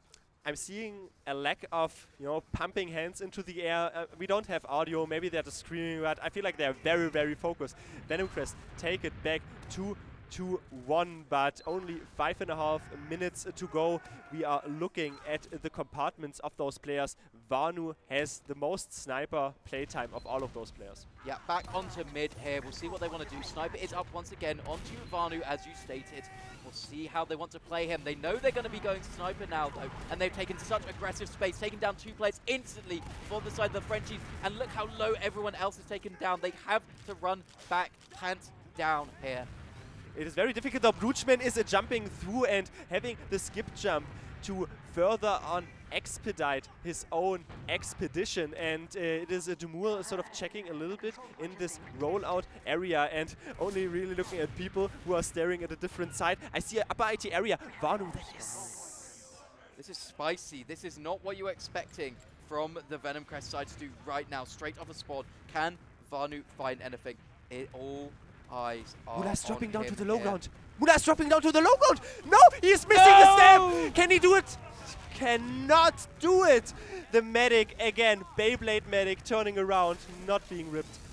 And now this gives an opportunity for Forfends. They want to send it in straight through 1. They don't think they're going to be ready, but Kaon absolutely is here. Instant rocket onto Brugeman here. And now they should flip-flop the aggression as Kaon already looking to this 2 area. Everyone else looking like maybe they want to push out, go on this small, tiny opportunity here. But the French side is not going to make this easy if they decide to. They're piggybacking on their own advantages. You have to keep in mind, this is not even in the round reset territory anymore, since they have to push out, and it is the Red Scout Juno that is charging and chipping away the enemy players who were positioned on the high ground. Again though, this second point is way too constringent and helping players that are positioned on the high ground. They're so scared to lose these players here as well. Looked like they maybe had a good opportunity, but the health just not there.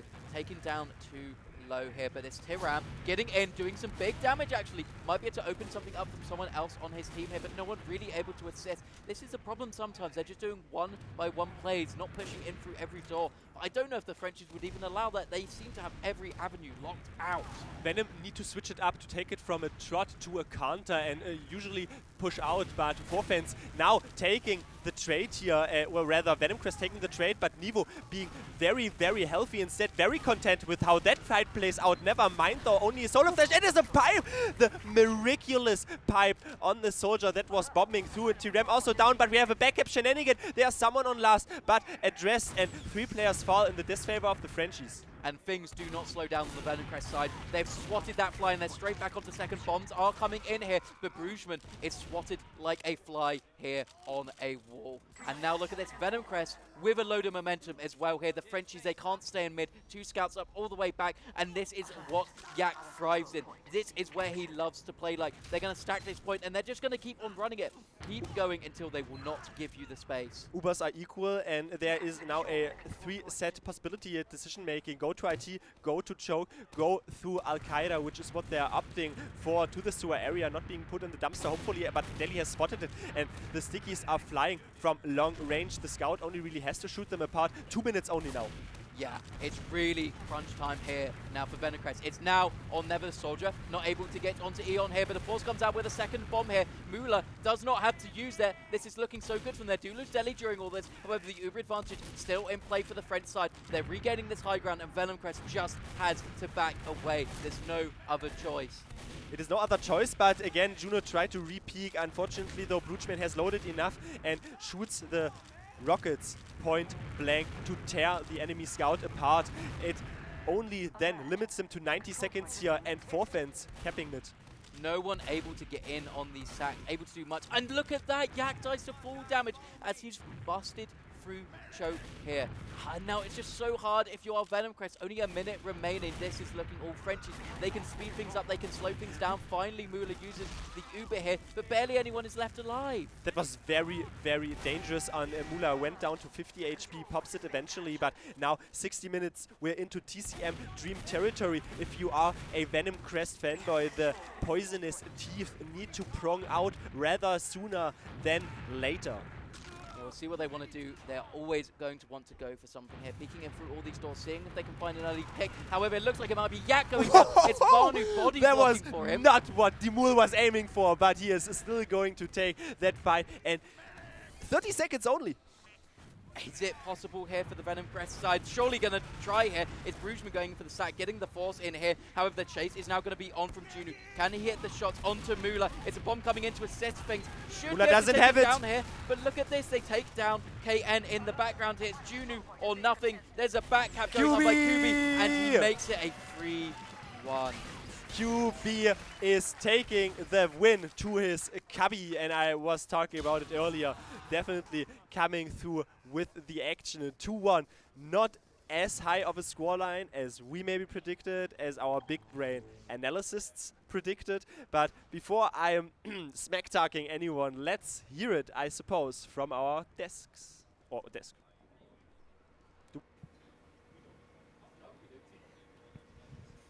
Well, I was kind of right. They were down 2 rounds immediately for Venomcrest, but they just couldn't break that last hold, Surny.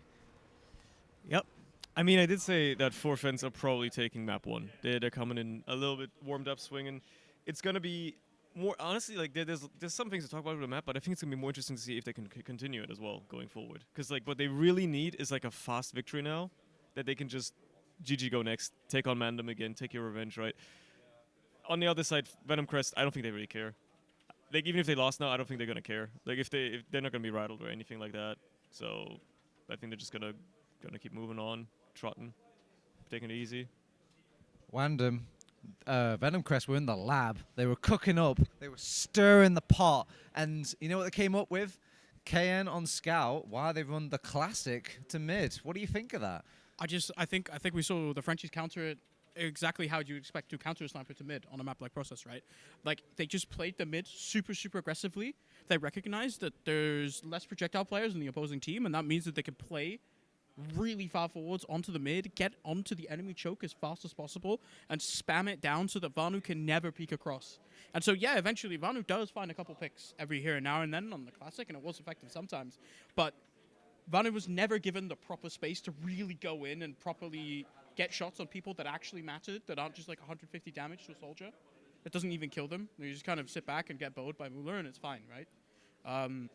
I like the idea. I'm surprised we didn't see more heavy, but out of Vanu, to be honest, which is a weird thing to say on a desk in a top 4 to the Venomcrest boys. Right? They've been saying like Heavy's dead. Heavy's dead.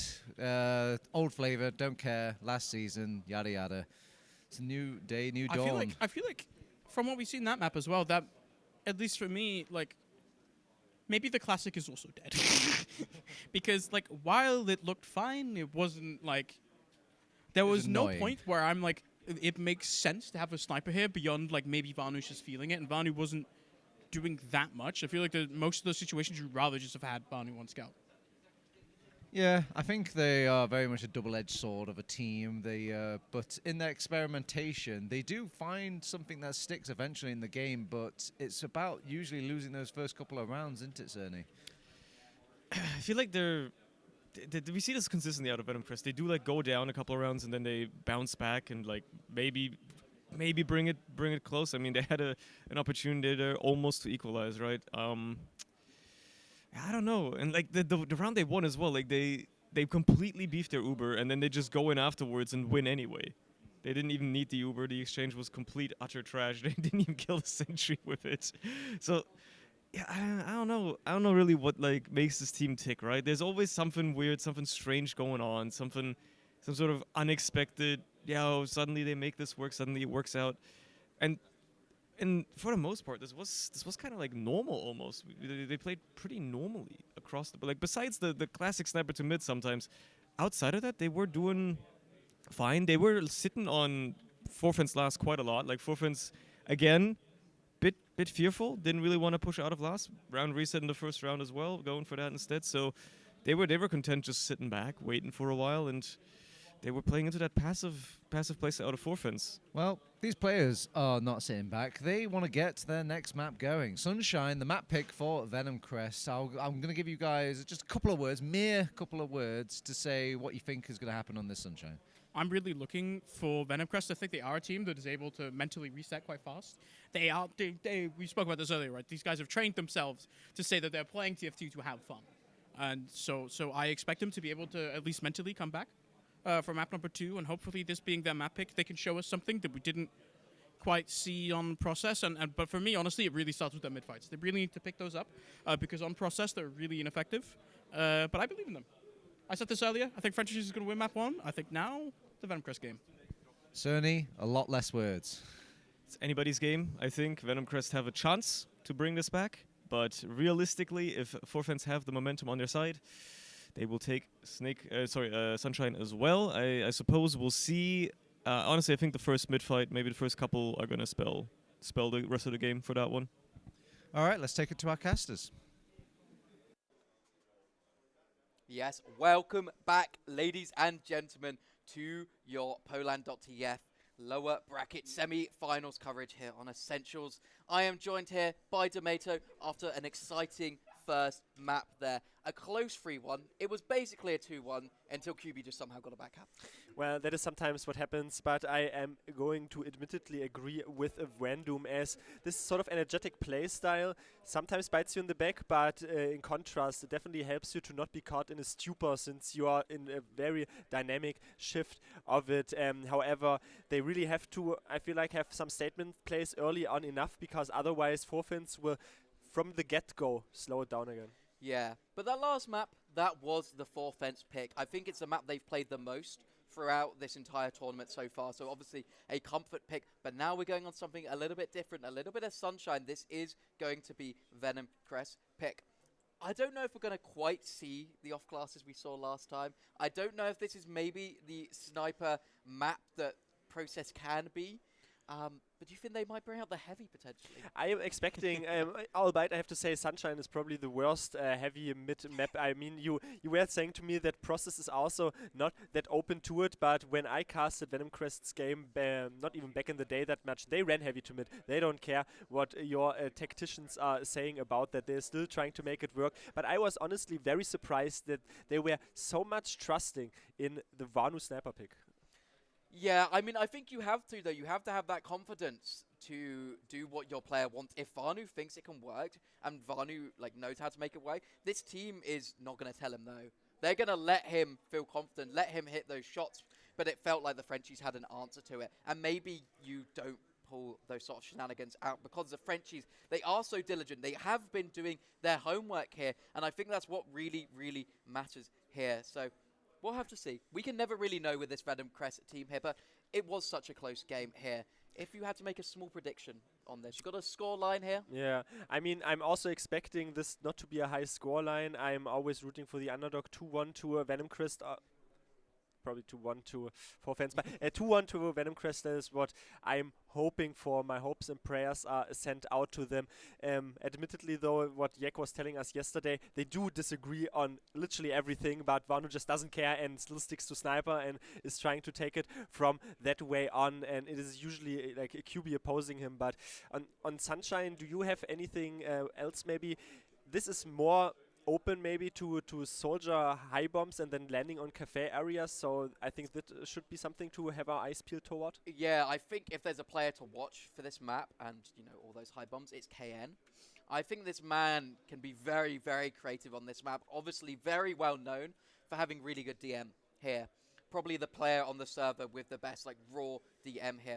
If you let him get enabled and get behind people and catch someone unexpected, he is going to get those kills here. But we don't have to wait much longer as we are going into the second map of the lower bracket semi-finals here. It is going to be the Frenchies of poLANd on the blue, Venomcrest in the red. Take us away here, Tomato. It is Yek walking through this choke, and Deli was opting a little bit more for the flower side. Say it, with flowers be slain, with flowers not so much, as Tetris is occupied. But can the coil be constrictive? No, Eon is the power plant that is now without electricity apparently. QB is bombarded, but he has already inflicted the damage. How is he still alive in the backside? Just ran in from under here.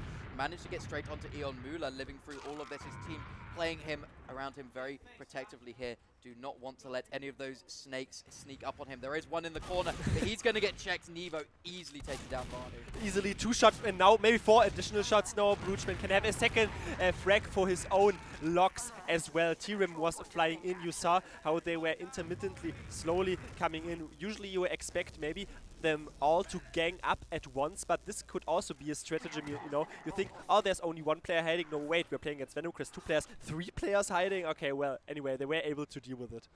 Yeah, with losing 3 players here, that does mean Venomcrest has to give up that second point. They are just going to be holding on last. Uber's coming up slowly but surely here on Eon, already on 70%. The Frenchies haven't taken all the ground quite yet, so not going to be instantly bombing in. Uber is coming out now, though, in from this lower area here.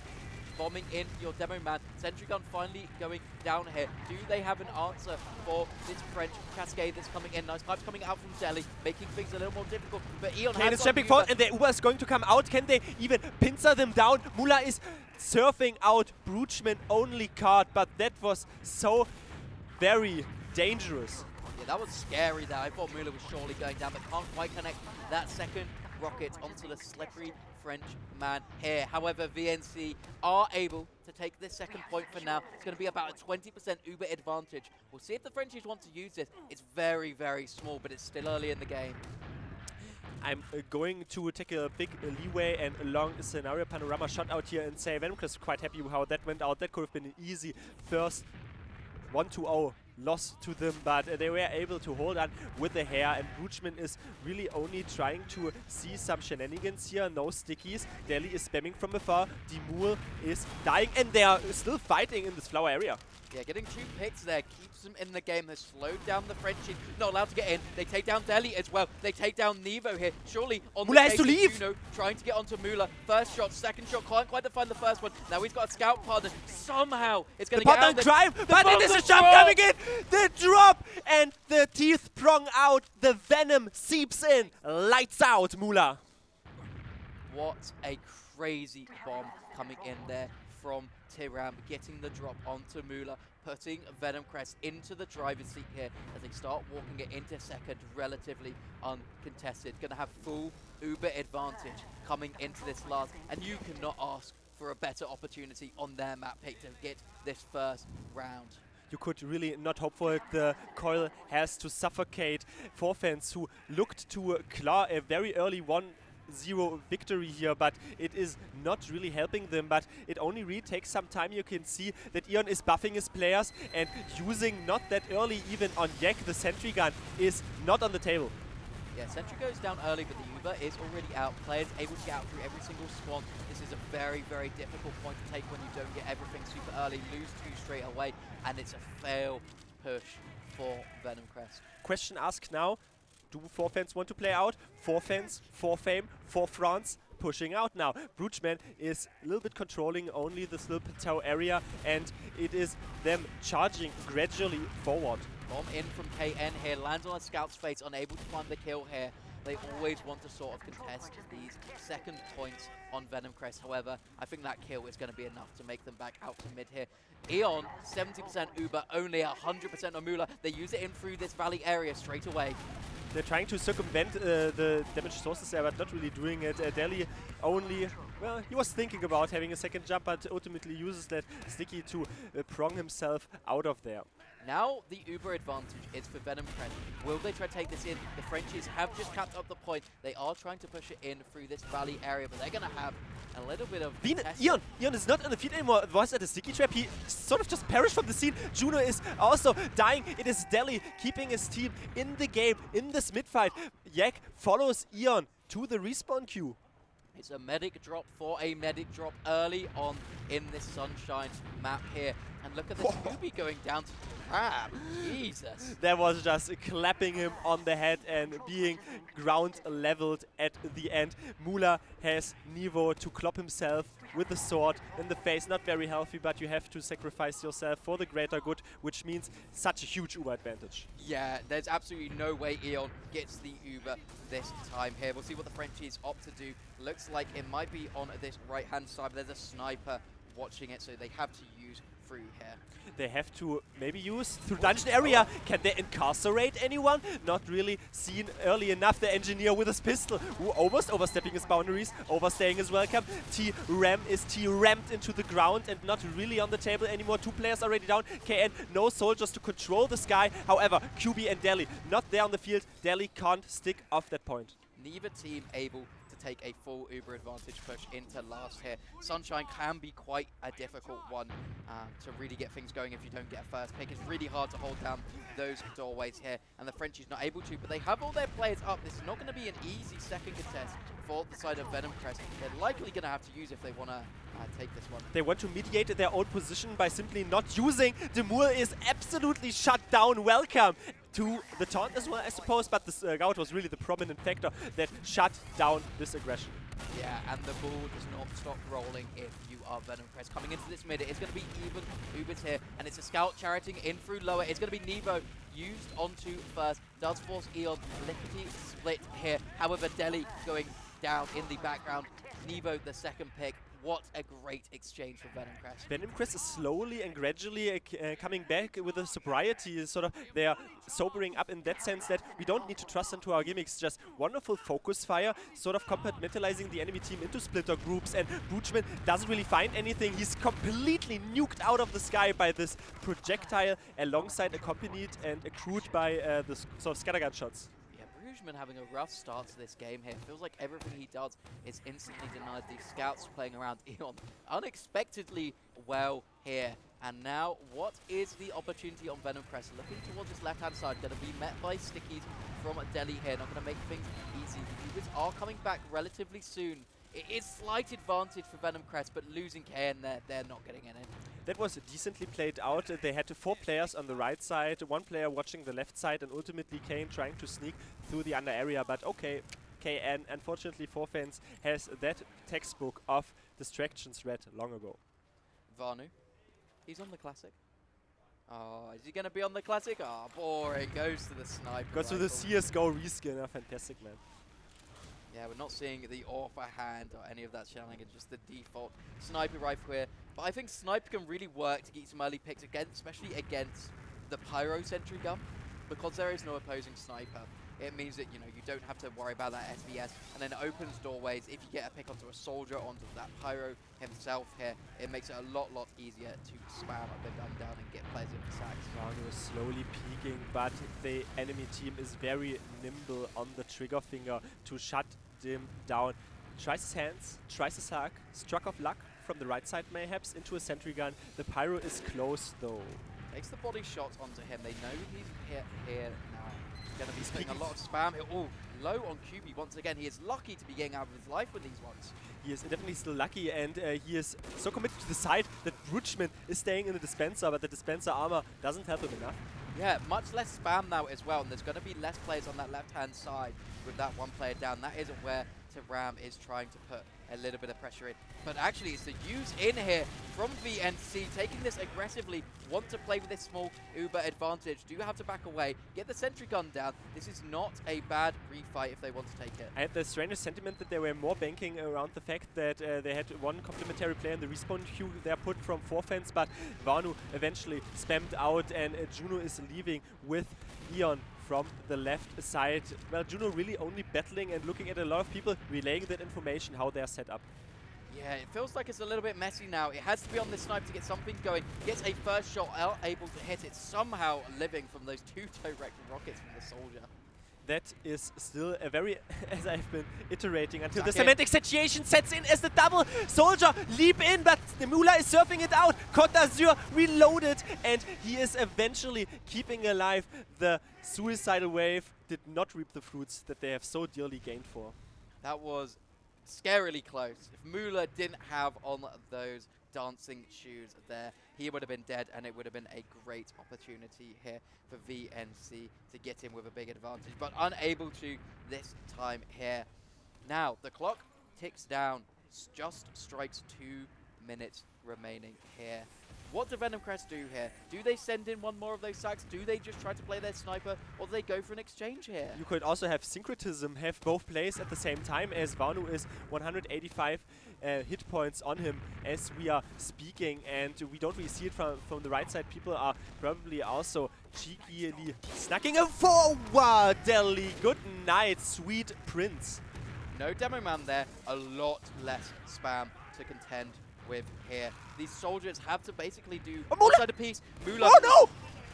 How did he just peek out of the safety there? That was more luck than he had any right to contest, and probably not aware of it either. But this Uber is thwarted for the most part, but I think they want to follow up it. Yeah, not able to get anything here. Juno going down, that's the only scout, that's the only speed advantage. Vanu evening things out a little bit, getting a first headshot here. However, you're 2 players down here. You're not really able to get in. They do have time to build up an Uber and have maybe 10-15 seconds here, but they are not making it easy on the Forfence side. Vanu is trying to secure those little, well, safe picks, and QB is a very safe pick, since this now opens up the sentry gun, and that might spiral down toward their own doom. Demolition, as Yak is now spamming a little bit from the left side. They sort of try to rotate counterclockwise, but Brutschman with the high bomb, Demul encompassing this as well. Yeah, just sending Yak in there aggressively. It's so easy to get bombed. These soldiers are always going to be on top of you. Vanu's just walking in! Oh my god! Absolutely the cheekiest sniper sideline that you might not expect, but Mula is completely thrown into the dumpster. Does this matter though, because it's 10 seconds remaining on the clock and there's no one to be seen. Uber is used out onto KN there, but they need to start getting some cat time. 5 seconds on the clock. clean Is rockets! there anyone that can get onto this? Can they win this round for VNC in the final Cap time, seconds? cap time. Overtime, 2 on point. The bomb comes in here. It shoots stuff. Yak! It's down. Yak is pulling through! Yak needs to hit the sword! The shot! No! Venom can't do it! And it is the swordsman sorting out that round for his team. 1-0 and a much needed momentum shift ascendancy for Venomcrest. Goose bumps. Wow. How close can you make things here on Venomcrest? Potentially the most clutch team here at LAN, bringing themselves up to a 1-0 victory in the final seconds. However, now they need to hold on to this for the rest of the game, and we've still got plenty of time remaining. The heartbeat is still very high, but also the timer is as high, so you have a lot of, well, departments to screw up in, but also a lot to play for here. KN has a scout very readily shot apart, 80 damage on that scout. Brutschman, however, addressed Eon is falling. Yeah, once again, it was just QB running down from under, following up on some soldier damage. Couldn't get onto Mula during that time as well. There was a scout trying to do a very similar thing here, and the rest of Forfence just back up with their medic here. Keep him alive. They look like they're more on a refight. Venomcrest get the bare minimum of this point, but I doubt they'll be able to hold on to it for long. All that Venomcrest can hope to do here is to mediate the situation, ameliorate a little bit by simply spamming them from afar. You can see how very conservatively they are positioned. 1 scout and 1 soldier in front of Cafe, but leaving off it, and it is still only 40% on Eon.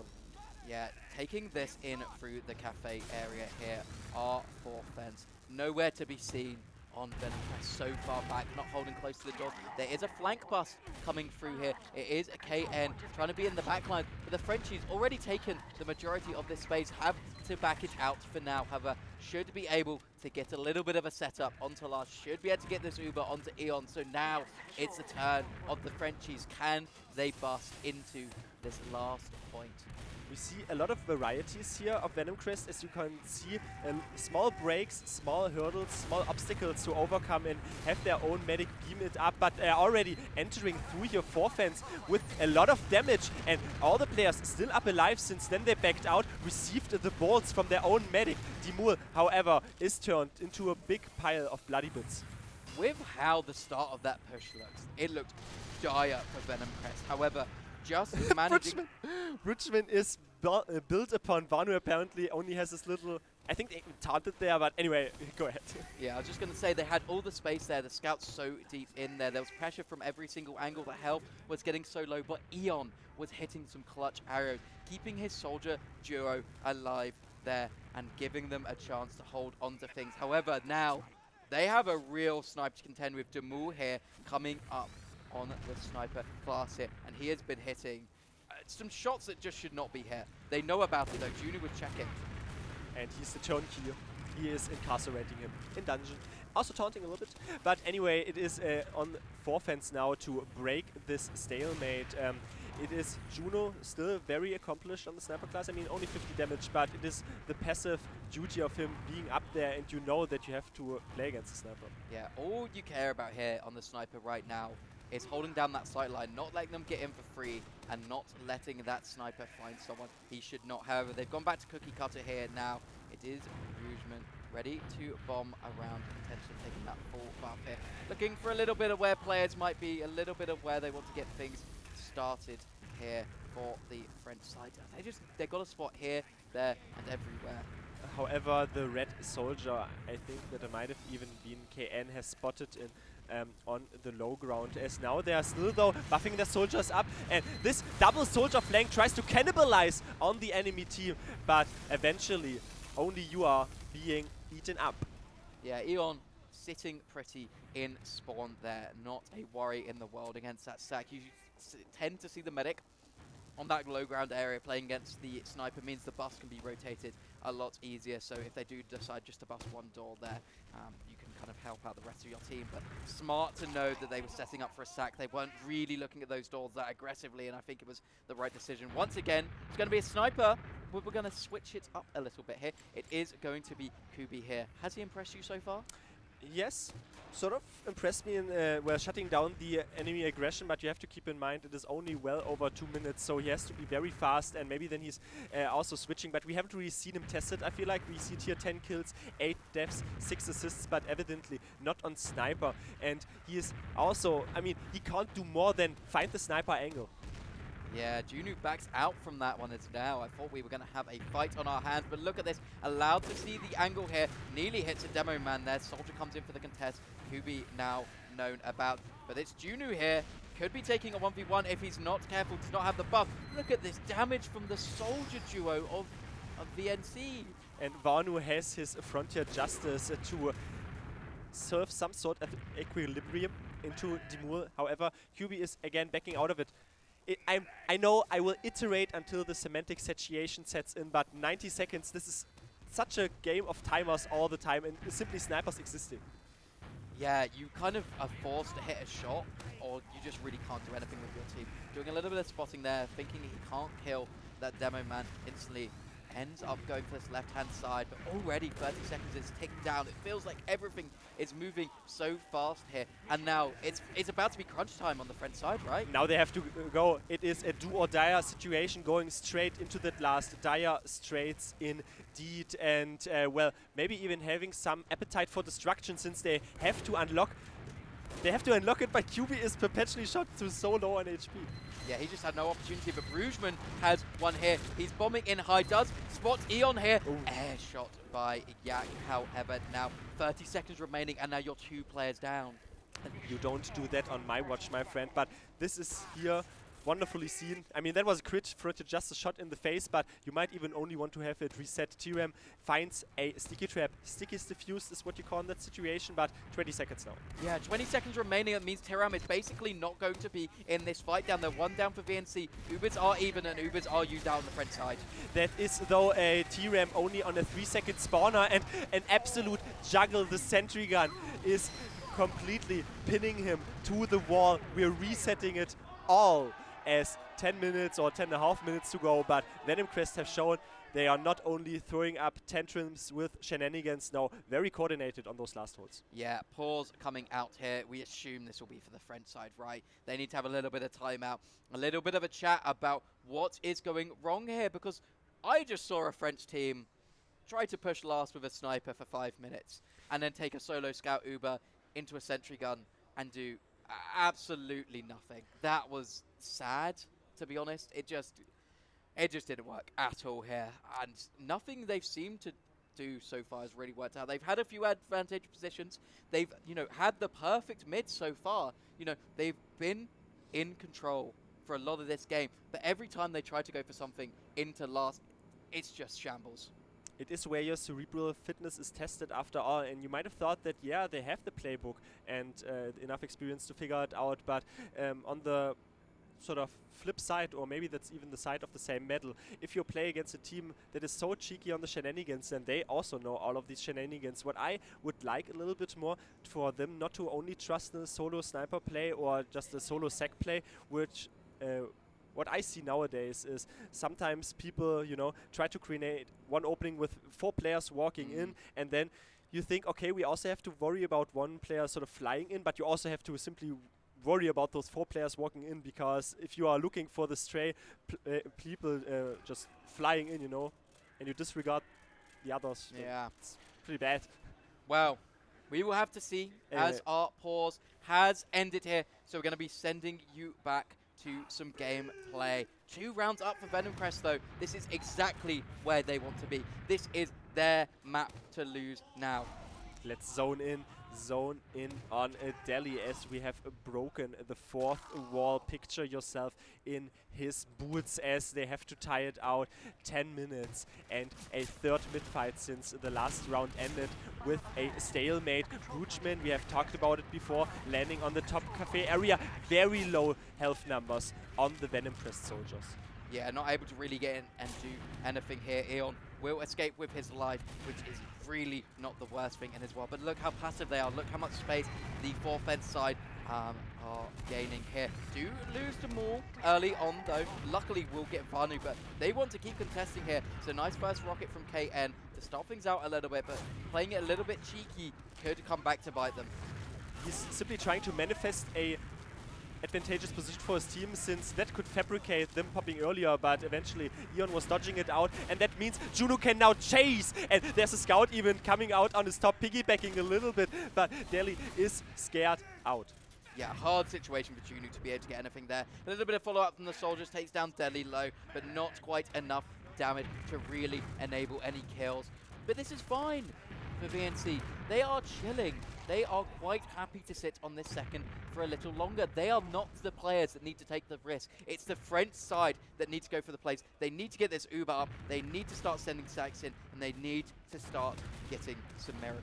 The meta is also very clear. You're waiting for your Ubers, and if one team's medic has an Uber, especially Eon here, you try to spam him long range and sort of nick him so one soldier is enough flying in. But if no play or no Uber is in play rather instead, then apparently Broochman is overcommitting. Yeah, goes for a little bit of an off-timing sack potentially. Not sure I caught exactly what happened there. Uber is up now for Mula. Should be up any seconds now for Eon. So we should be seeing potentially soldier stacks, or potentially they just take a trade. They've been liking to do this so far on the French side. Hasn't quite been working out the way they maybe have been expecting, but we will have to see. It's all on the players, and there is a soldier going to Cafe. You can see how Nivo is calling for it. He watched at what the players were positioned. However, KN, 1 rocket, 2 recipients of that damage, and he has benevolent beneficiaries who have to back out joint venture of failure, since too much damage and they couldn't exploit it. They wanted to take the trade, however. A lot of space taken here though into this Cafe side. However, Brugman once again are first to die here. Feels like this is happening each and every time, overextending very slightly here. Unfortunately, just not having the series of his life. It is a very different approach this time. Usually want to, as I was mentioning before, spam the enemy medic and then a soldier flies in, but this sort of flank side seems to gain a little bit more of an importance, but Venomcrest ultimately not rattled. Yeah, so the French theory is that they kind of like busting every single door, putting pressure on absolutely everything, and then you can play on that player advantage and that space advantage here. But it's not really working out for them. They're being very diligent at watching doors. It's a soldier bomb coming in here. Can Demul find anything? He cannot. He's made a little bit of space for his team though, but not able to capitalize on it. Just going to reset this. Brugman in. Can he find the shot? He cannot. He can surely not. T-ramming Brugman into the ground. Anyway, it is KN now a little bit promenading on that side flank, but I always talk about this. It is only a singular soldier. Do you even counter-sack here? It's not worth it in this scenario. I think if they're a round down on Venomcrest, they start trying to go for something, or if they're they even maybe try to start going for things. And we have seen success in the past, but you don't need to. You're in a low pressure situation here in terms of having to do damage. But that's a lot of damage onto Tyram. They're lucky to get out with his life. You see why they called 4 fence. So much damage on that fence, really just supremely raining up from high. Demul takes up a health pack and creates another opening in the flank, takes up another health pack. He is Easter egg hunting them very early in the year. But Vanu and KN just hitting absolutely everything. 2 players down, the entire flank demolished on the top end side. There was a force. No, I think there was a trade in the background.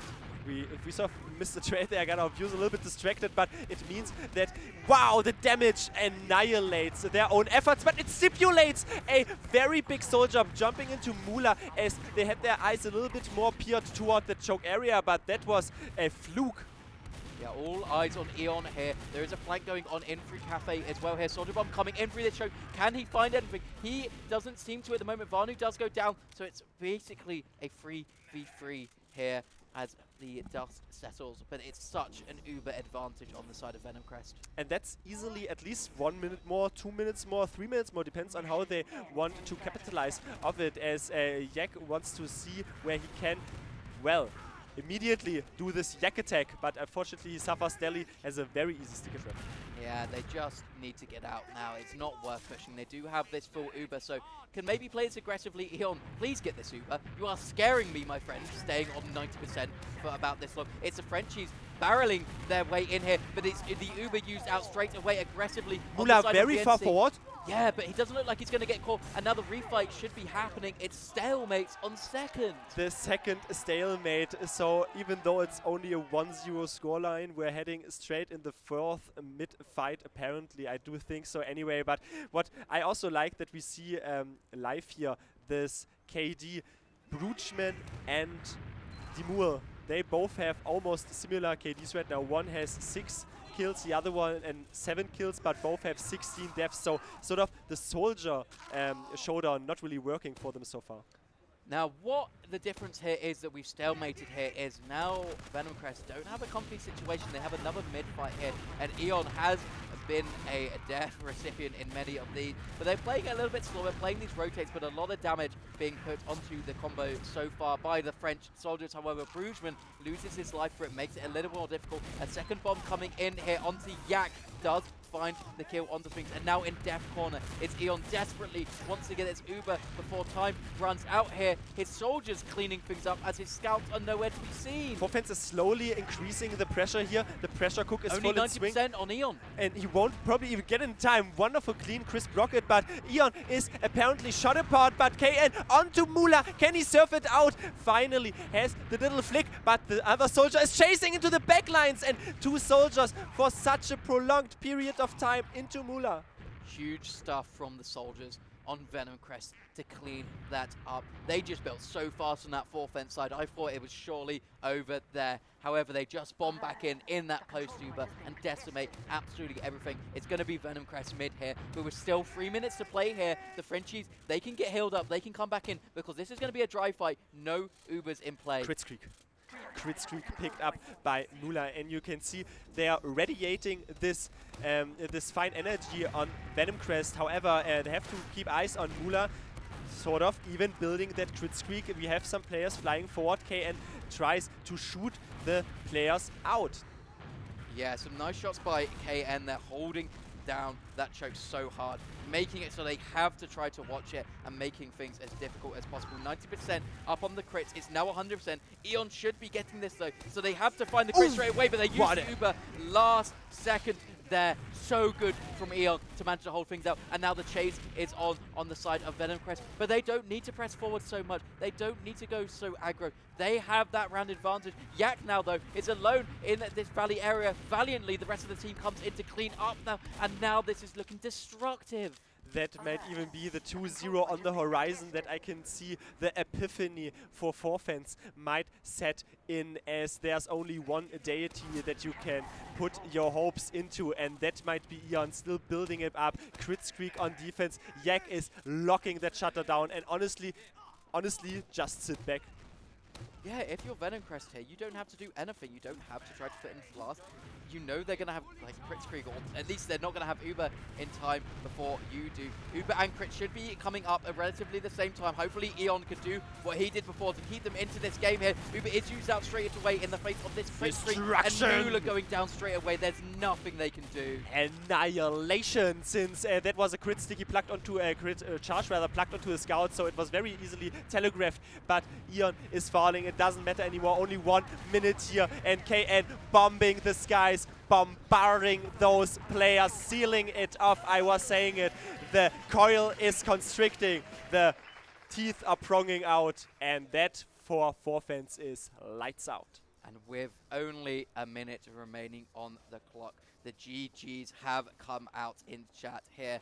forFence, no, it's not possible anymore. Venomcrest, no, they have taken this second map here. Gonna play down these final remaining seconds here, however. What a comeback We're going story. to a third map. What a comeback story. They have radiated this underdog energy, and I've so far championed for them. Yak, that is very, very normal, you know, just your demo man switching from the sniper class, but apparently we're already on the stream since we have some downtime only to play. I'm casting from this little window that you see on the lower right area, and Yak is only really walking around with sniper. Yeah, not much going on. It's about 10 seconds remaining there. But this is the story of Venomcrest. When they're backed into a corner, the teeth come out, as you've been saying, and they surely bit back on that map. Really showed that they can slow down when they need to. And they can have the good holds when they need to. And they played that to near perfection. And I'm so happy for them, since they exactly that they can throw their cheeky shenanigans in, you know, but just trust in the cookie cutter lineup, and that is what they have done so perfectly. Like the soldiers, especially, I feel like KN, not sure if he has like twice the kills, maybe has as many kills combined of Brutchman and who that is a Demur, but maybe we have a quick cursory glance at those logs, as our analysts can, as always, take it away. Welcome back to the analytical section of our sofa. We welcome ronz to the sofa because I was in the forFence room and I realized I can't speak a lick of French. So I grabbed a Frenchman. I thought that would be quite appropriate. Ronz, welcome to the couch. You were watching that game, and obviously you were watching it in the room of forFence. What was the atmosphere like? Could you describe it to us poor English people? I think not really good atmosphere, honestly. I think they were getting not really, I mean, I guess a bit tilted because obviously the game was kind of slow. Many round resets. They just couldn't find plays to break stalemates, especially on last. And just like getting confused. People were saying a lot of different things. Like there was too many ideas basically. And also at the end, the very last mid, they basically won every mid, but they changed the last mid for no reason. Like I don't understand why they did that. So I don't know. They were, I think, just too much stress. I don't know. Fair enough. Surny, there was a tactical pause halfway through. All I got from that was Demo had some very stern words. There were French words, so I can't tell you exactly what they were, but they were stern words. I mean, is it good that these teams take tactical pauses throughout the game, or is it like a sign of something drastically has gone wrong? It depends on the situation, right? And when you're losing, but you're not losing horridly bad, right? They were down one round for the majority of that map, and they were just struggling to really find the exact pushes to work and stuff like that. and you're like, eventually it gets frustrating, right? Eventually you want to figure out, you want to like sit down, recenter yourself, figure out what the hell's going wrong, and you just need like a few minutes to talk about it with your team, I think. Because when you keep trying stuff, and maybe even trying different stuff, but it just, nothing sticks, nothing works, you know, like there's some disconnect, somebody's getting tilted, you gotta just stabilize yourself a little bit, and I think that the tag pauses are perfect for that. I think that's the whole reason that we have them and allow them to begin with, that so that you can just figure out what the hell is going wrong, why are we doing it this way, why isn't it working, maybe try to switch things up some way. Whether it works or not is a different story, but you know, I think it's a very important thing to have in any game, yeah. Wandum, speaking of switch-ups, obviously this is the map pick for Venomcrest, and they've actually pulled out the win this time. What are they doing differently on this map compared to the loss they had on Process earlier against Forfens? I mean, so a big part of it for me, honestly, is just that we're seeing a bit more of a vanilla class setup, but also they just look more comfortable as well, right? Like they're sort of, I guess, like we did see a quite slow map, so I don't know if we're maybe like comfortable taking the fights necessarily, but the fights that we are seeing is they're taking them better, and I think for me, sort of, maybe the biggest stars have really been Kayn and Tiram. They're working a lot better on this map together, really getting in there in the face of the enemy combo, and they're doing a lot of work to really disrupt Forfens. They're a team that's centered around Brugman calling, right? And I feel like, at least from what I've seen in this game, like it really feels like they've been doing a very good job of shutting down these soldiers.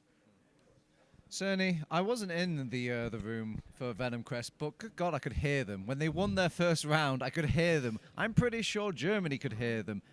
France could hear them. All the continents could hear them. Is it good to have that sort of energy in this ring? Absolutely. I mean, they are the team that's just here to have fun.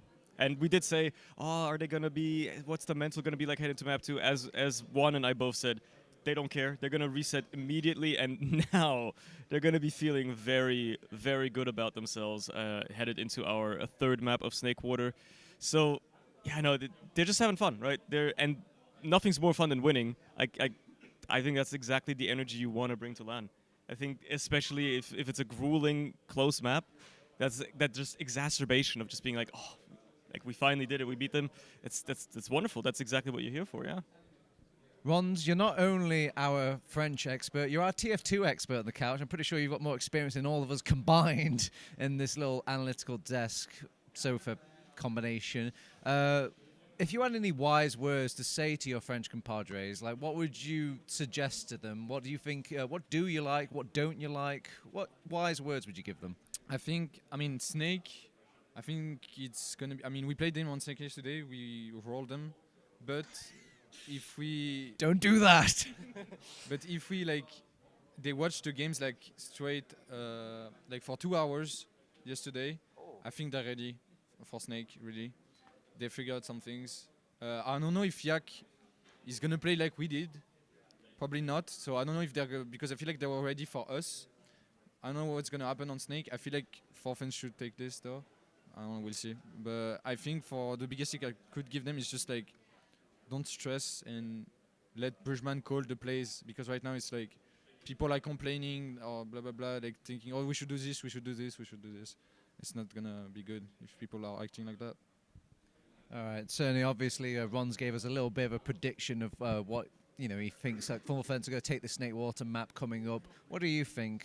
Obviously, it's not the map pick of either of these teams. This was just left in the pool, so you're going to just have to pick a side here. Yeah. So 1-for-1 on predictions, right? I was right with Process. I was wrong with Sunshine in a way. Yak's team, the Venomcrest guys, they are very momentum dependent as well. If they have a bit of momentum now coming to this map, they're feeling themselves, might come out swinging. If they can run away with it early, if the Frenchies, the mental keeps deteriorating, if they can't stabilize themselves, I don't know. It's going to be tough. I think it's going to be close again. I don't think that's a controversial statement at all. I think this is going to be another close map. Either way, they might see a few more rounds, maybe, somehow, if both teams suck at holding last, which I highly doubt.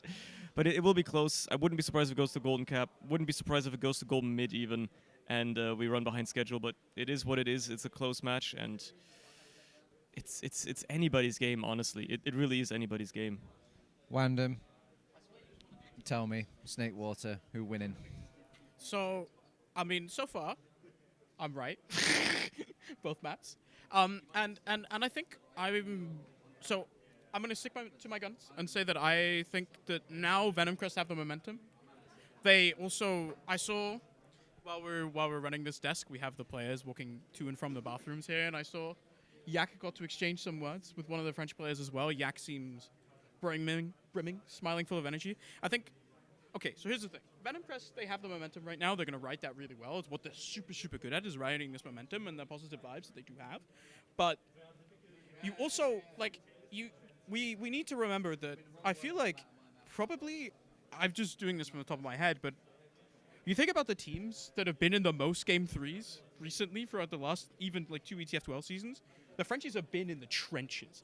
Like, you look at their playoff run last season, you look at sort of all the games they've had this tournament so far, like, they've been in Game 3s, right? And I would expect them to be able to rally because they have been in the past. But yeah, I think based on the gameplay we've seen so far, this is not going to be a fast map. I'm really sorry, guys. You're going to have to buckle up. I think we're going to be on last for a little bit, a couple times. We even saw a second stalemate, which it's been a while since we saw one of those. But yeah, I don't know. I'm going to stick to my Venomcrest guns. I think they're going to take this 2-1. They say there's a theory where there's a great theory in having the opinion of a crowd. If you gather all the information of what all people say and then amalgamate it into one answer, you'll usually get the answer. And I think you're all right. I think it's going to be a 4-fence victory. It's going to be probably going to Golden Cap, but I think it's going to be slow. So, yeah, I'm going to mirror all of your opinions and I'm going to amalgamate it into that. And, yeah, I'm going to take on over to our casters. I'm pretty sure there's going to obviously be Venomcrest going to be roaming around the streets and we're going to have to try and catch them. But I'm sure the casters will be able to buy us a bit of time while we round up the boys. Anyway, how's it going, casters? It's going well, thank you, Turbo. You just scared us a little bit there. We were very unready to be brought to here, but we are players getting into the server here. So hopefully, after a potential heavy fist fight here, things should be getting underway. But so far, we have had an absolute nail-biter in this lower bracket semi-finals, haven't we, Tomato? The only thing that I'm missing here is a Golden Cap mid-fight. Maybe it's also a Golden Cap before that, but it always ends up with a Golden Cap mid-fight in this sort of compartment. But you have alluded to it, they're not quite sure what side they want to be on, or they want to prolong the game for even longer. Anyway, they're also still trying to figure out who's the heavy, who is opposing apparently KN. That is their champion. But I mean, we heard from our analysts very distinctly putting their fingers where it hurts on Snakewater, what will be the neuralgic points, and mostly what I also want to highlight, those Uber versus Uber fights, because I was very impressed by the sort of Eon combos, since Mula is always so surprised, like, they're already into me, like, how are they so far forward without anyone saying anything? Yeah, Junu has just been phenomenal as well. We've seen previously that they've struggled as a combo and they can get disconnected quite a bit, but it feels like this LAN, and especially these last 2 days, they've been like that, right? They've been on the same page at all times. These Frenchies, they've been going for these aggressive Uber trades, but I feel like 9 out of 10 times it's just been going the way of Venomcrest. They've been doing a really good job of maybe getting aggression off to the side where they know they can't be chased as well, or coming up with that re-aggression and doing a really, really good job here. We'll see if that happens on Snakewater though. I think on the middle point, you can have a lot of those trades, but going into last and second, I think it's kind of more on your soldiers to really be doing things, but I would even say it's more of a position game, honestly, after all. I mean, it is sort of...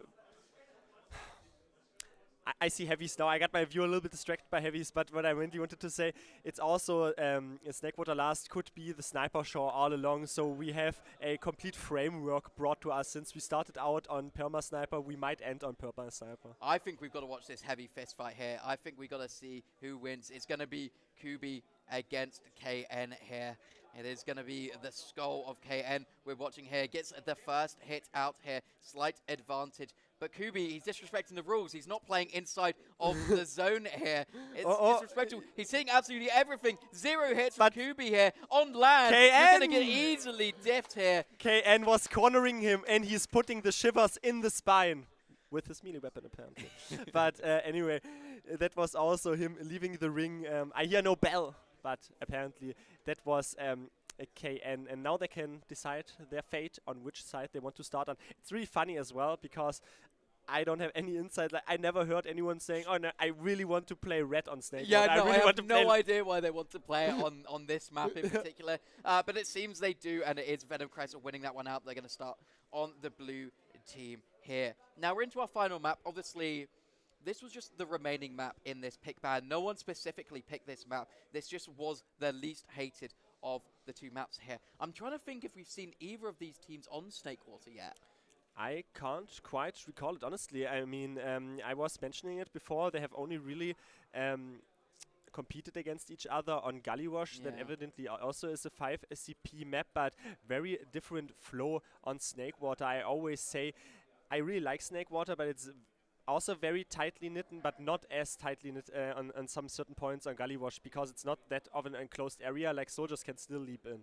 Yeah, I feel like Snakewater's a love-hate relationship for everyone. I feel like one of the best mids in the game, one of the best seconds in the game, and then the last point exists. And we've just seen Sunshine. We've just seen that both these teams are very decent at holding onto those last points and making those stalemates happen. And you're always worried that that might happen here. However, I think the man treads are underrated on this map. They're my favorite thing to see. And there's just that high bomb you can get if you kind of get in from the left-hand side, do the high bomb, go all the way up. The sentry gun's pushing you. You come back down with 4 rockets loaded onto that medic's head, and it can be an absolute clip farm. And if there's a clip farmer in this game, it's KN, and he's here to play, I think. I will build upon that foundation that you laid bare in front of my eyes. I'm predicting taking a big shot out here and saying Venomcrest might even win this very first mid-fight, since KN shows how very accomplished he is. But then we look at what, Mula hiding in a dispenser for 10 minutes? Yeah, we'll have to see what happens. I mean, maybe we see the parachute. I saw him use it once in the regular season on the Snakewater mid, so it could be funny here. But I feel like we've been talking a lot of hype about Venomcrest. They are, I think, the slight underdogs here. I mean, Grand Finals winners are on the other team of poLAND here. There's such a caliber of players, and they've been playing together for seasons. They've got the singular language buff here, and I think if there's anyone who can take it away from VNC in such a nail-biter, it's going to be poLAND. I think they've got another gear that they have not quite turned on yet. Have to turn it on right now, though, as I hear and see Soap DM unloaded and everyone's attention span set straight into Snakewater as the red populace, their name is poLAND. The blue boys are Venomcrest. Last one saloon here for both of those teams in this tournament of poLANd.tf 2025. Yeah, this is loser goes home here. It's all to play for as the soldier bomb's going up high here onto the red team here of poLAND. Ken somehow getting out of this as well here, and now just raining down damage onto poor Deli. Somehow it's getting out, but he's in such a good position here, and they just need to run out on the side of poLAND. But actually, they've got a bit of a refight coming on. They've kept enough players alive. They healed up. And QB now doing so much along with Deli. Actually, in the end of things, it's Venomcrest losing that one out. That was wonderfully played. Take a chill pill, take it back, I'll heal up. Nevo on a 3k, Nevo still chasing, and he is apparently right now Nemo for the enemy team. No one is left anymore to oppose him. Anyway, Dimur is being buffed, and that might already be an opening. You see the left side is a little bit split open. Yeah, no one really watching it. There's pressure from each door here. Soldier on both.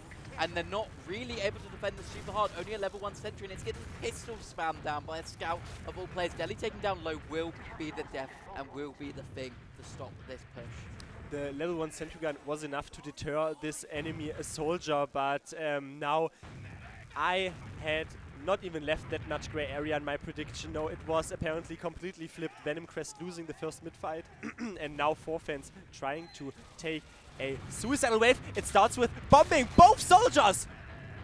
Straight onto Eon there, and they are able to get the force out. I'm not surprised. That was something from the side of the soldiers there on poLAND. Looks like Venomcrest, they do want to try to push out here onto this grass area. Need to be careful of these traps from Deli. Unable to get anyone with it, but they still have an Uber, but they've got a Tyram spamming down Mula, making things hard. Uber does come out for the French side here. Engineer forward! Teleport! Teleport yourself! Vanu teleports himself right into that respawn queue. Heart-wrenching, my friends. And now we have Mula with the Uber disadvantage, but one player down, and you can see they want to poke through the left side. Someone already in the air flung there, spreading their eagle wings. Yeah, it's a 3 for 2 here. The Frenchies with a big opportunity to come in. Demul in, along with his brother in arms. Rougeman do get Eon, now able to get a lot of time on cap here. No, he's taunting! What are you doing? Here, oh my word! Oh my word! That would have almost been absolutely shambolic, but they are able to take it 1-0 simply by walking in initially, you know, Tyrion with his cheeky strats, but ultimately was a bit off in the prediction, could not back out, and ForFans realized we don't even need this Uber, we only need this aerial dominance by our soldiers. Yeah, ForFans putting their best foot forward early on there, keeping the aggression going throughout the entirety of this game. They want to win this one. They are hungry, Tomato. They are very, very hungry, but you can't bite off more than you can chew from Venomcrest, because stopping the rod will not work, but they want to proliferate their own aggression forward, only really waiting for people to bomb in. The high ground control, very, very dauntingly fought over.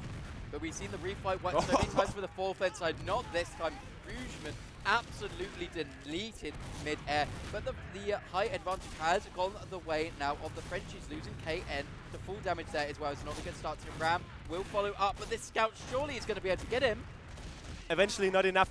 He has a needle in his face. Apparently he is still, though, happy and content enough to taunt. And I'm not speaking that much French, but the problem was à droite, à gauche. They didn't really put their foot down on the accelerator on what side they want to be. So far forward still, Mula absolutely flung in the sky, appending their hopes. Nivo wants to receive this beam for himself, trying to scare them out, but a lot of more personnel on the blue faction is forward. However, this Demul jump will a little bit tranquilize it. Yeah, it's all good that that force came out early. However, they Uber exchange nearly instantly, maybe a little bit of a miscommunication, and then the spawners are just so much better for the French side, leaving VNC back on this mid, not allowing them to take seconds. Testing their strength a little bit, but KN is switching to a Texan man apparently. That loadout looked not that much Australian, maybe coming out from the far out back, but it is now a KN sniper show since he has no opposition as a sniper to deal with. I think this is more of a cowboy, to be honest here. Yeehaw. We have not seen KN on this sniper previously. This is the first time we see him pulling it out so far. We'll see how he finds things. And he finds things easy as he gets a headshot straight onto Nevo. Tip of the hat for you. And Delhi is trying to control the grass area here, but KN wants to peek from this high window. It might be high noon in a mere second, since Nevo is still down in the respawn queue. And sort of a little bit of fluke on the damage numbers and on the rockets, but eventually traded out. Losing Junu there as well, wanting to play a bit more aggressive. Eon does, and then Vanu goes down in the background as well. No scouts, a soldier down just for Demul. You'll take that if you're ForFans. You definitely do take that, and the soldiers try to land in safe space, but it is the kitchen area who is the cook all along. Delhi has stumped, but he's going to get absolutely circumvented there. Brilliant. That was very, very brilliant by Nevo and Delhi. Yeah, really good heads-up play by both those players down now. No Yak, no Demo Man, no sticky traps to contend with. There is an Uber on both sides, but Nevo going down early. The Uber exchange is coming through here. Can Junu find anything? Can he find a miracle? No, they're run out so far back here. What do they want to do here? They are a round down on the side of Venomcrest. Do they go for something a little cheeky, or do they just hold things, place a normal TF2, let the Frenchies make a mistake? I'm expecting a sniper. No, that is not what I want to say. I want to say I expect another Uber exchange, but the problem is that Nevo and ForFans want to have something to say about it, and it is Nevo on the sniper class. We are watching him now peeking through this window. No one is really showing their hit model. Let's see if Nevo can get some vengeance here. He was the guy to go down previously to that initial headshot from Ken. Doesn't look like he's super spotted now. Definitely is now. The Yak has got a little bit of a vision on him. Trying to peek him lower, but not really finding anyone to shoot at so far. Would probably be expecting him to rotate now. Swaying to the left, swaying to the right, but still no one really peeking his own sideline. Rotates to the grass choke area, and There was someone crouching. Only 150 on the scout.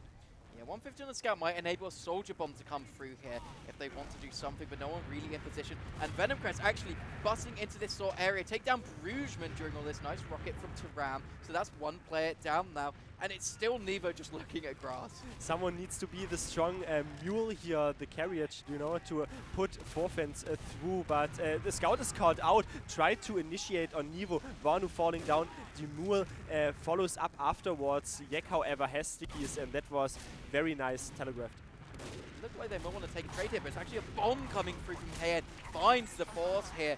Will lose 2 for this though. Both soldiers on the side of VNC. Juno has to do absolutely everything, putting the world on his shoulders. He will take down the king, but is it enough? Juno is Atlas, but eventually the problem was also that he was completely in alone and might even suffer. Never mind a very aiding bolt, and that was not ailment for them anymore. But 2 players still down. Delhi eventually, and that is the most crucial pick here, I feel like, is still down. But look at this, we're playing Ring Around the Roses here. Brugman coming in from behind from there, lower here. It's going to be onto Eon. Can he find the rockets? He gets one initial one, but I don't think it's going to be enough. But they have to rotate now, and they have to... He is creating another opening, however. So much damage onto Mula, and just force all your way through forward with the brute force. The pincer movement not working out if they simply slam the accelerator. Juno does go down during this, so there's only one scout to find Brugman, but Brugman finds him. He came a knocking here. He is doing so much work being in the back for his team right now. He is still calling for there were some stickies, a little bit ill-advised to well, fly over them. Now cleaned up. However, Jimul tackles Tyram on the side. Yak in an awkward position. Delhi finds an initial pipette, decides to back out. It's not worth his time. You know what is though? Taram bombing in somehow trades that? That somehow apparently is how you have a deathmatch, you know, at a Snakewater middle, but not a very genuine approach to this. Vanu is very, very low though. Yeah, just running in deep constantly is Vanu. It feels like the Chaos Merchants are really on top of their Chaos game right now. During all of this, another Uber exchange coming out. Feels like we're getting plenty of these here. Demol going down. No, sorry, not even an Uber exchange. It's just a force. It was a force, and 10 minutes have withered away. 20 minutes still on the line here. Venomcrest have to tie it out, and they have the midpoint control. And there was a soldier flying over Delhi, but he was not really bothered. You can see it in the kill feed flaring up. KN was ultimately addressed by QB, since a soldier that doesn't really gain the velocity and only really trundles in the air can't deal with a scout. Very engineering way of explaining that he got completely denied there. Bombs coming in, full Uber. Venomcrest basically leaving. Vanu getting a nice last-second pick onto Brugman there. Ubers should be evening up on this second, but now it's Venomcrest back on the back foot. They're not in the aggressive position that you would normally want to be in here. Do you think they're going to still try to go for something here? I have said that numerous times on the record. I think they will just go forward and take those Uber exchanges, since they are sort of trusting in themselves to have a little bit better compartmentalized resources in those fights. However, Tyriam is buffed. We see it here, perfect equilibrium, 5 kills, 5 deaths. Spots a oppositional soldier on top, but nothing is found. Yeah, I think they're just looking for an opportunity, looking for someone who's overextended to be able to get this fight rolling themselves. An early advantage here, but it's the Frenchies setting up for potentially getting a sack wave going. Good damage onto that scout. Will potentially open something up. Look at this, Delhi just doing some spam. It's a classic French pressure cooker, just a spam from every door. It's Demol coming in, fails his speed shot, still tries to get in, but completely decimated by KN there. That is only Bloody Rain, and also the main problem is for the sack. That might be KN. He's having the counter jump. Will Mula create a 9 HP on Mula, trusting in the fall damage. He's doing the calculation. You can see the wheels in his head turning. Ooh la la. If he dropped there, we'd be absolutely shit-talking him though, but that was a real close one. This has given But there's them Scout in behind, and he's forcing eventually Mula, since picked up a health pack, but only 20 HP. And not only does Eon have to use later, no, they can pump through, since so much health advantage. Brugman eradicated, and even more so wanting to migrate into this midpoint through the kitchen area. Yeah, trying to get in from a couple of doors here, but not making it easy. It's Demol in, can't hit that second rocket here.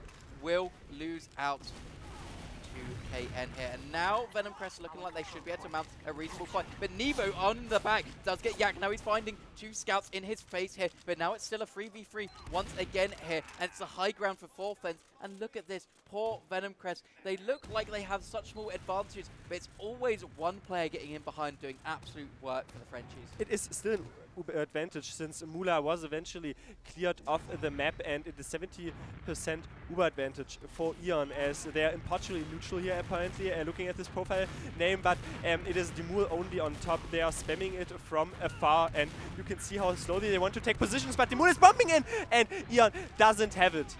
Crisp direct into Eon there, will take him down. Now the health advantage is going to be towards fourFenz, but VNC, they're going to want to come in, they're going to want Mula, and that's exactly what they get. This is what they have so dearly gained for and garnering their tactics, but the problem is that's a full wipe. Eon is spawning earlier, but who can he beam?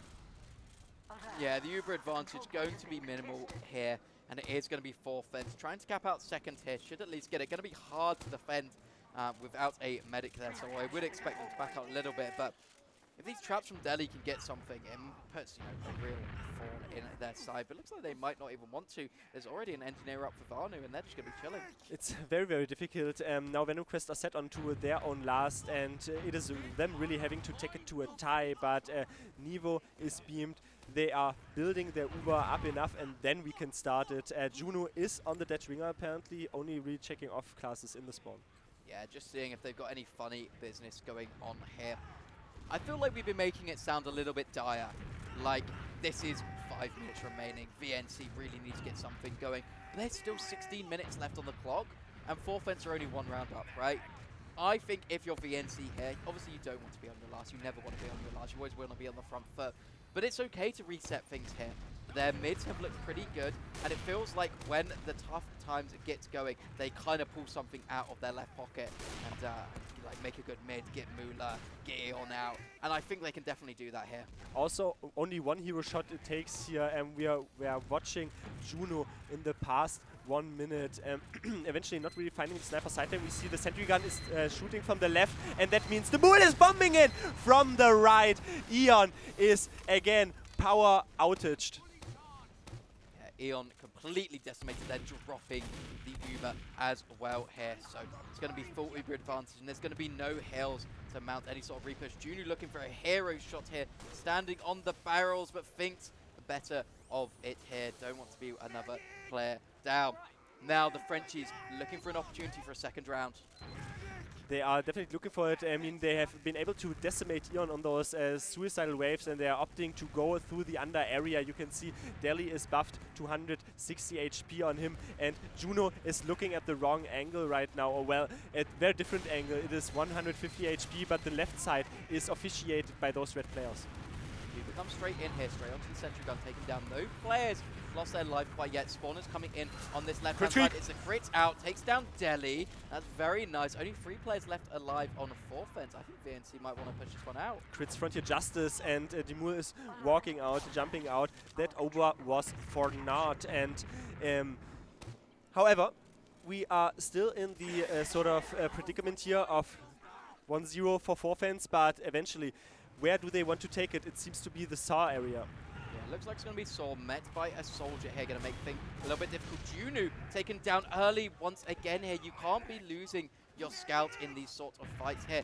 And now it's just so bad for Venomcrest. They have to sit back onto the second point. They don't have much of a choice here, as fourFenz going to be coming up to that Uber, evening things out. Initially, they were able to repulse them so much, so it is now the equilibrium in the Uber stakes, and the choke point rather is chock full of those players, and that also means the same damage goes on the same players. The Uber exchange is happening. We see it here on the flank. Mula had to pop significantly earlier, and that also means he is backing up away from it. Eon only ending now, but losing 1 player. Demul jumping forward, denied. Yeah, in the background there, we did see Teram taking down Delhi. That's a huge pick, especially if you want to come through this lower door here. You know, there's not going to be no sticky traps. You can just run the train forward, and that's exactly what they're doing on Venomcrest, taking this middle point for themselves, trying to deny these forward spawns as well. running trains on these Oh, and guys. they do. They deny 2 forward spawns here. There is no chance fourFence can stay in this. This will be very, very difficult, and Delhi is already recognizing it, that there is a SAR, and come see, come SAR. That is how life sometimes is. Dimul is plucked out of the air by the pistols. You can see double pistol shots onto those compartments. Eon, however, has an uber advantage. Yeah, 90% on Eon. He's already ready to walk it in with Junu on this left-hand side. It's Tiram in. They think it's even. They're getting onto this medic. It's a nice first rocket, but can't follow things up here. Do they decide to go forward even more here? Send in another player. They've lost 3 for it.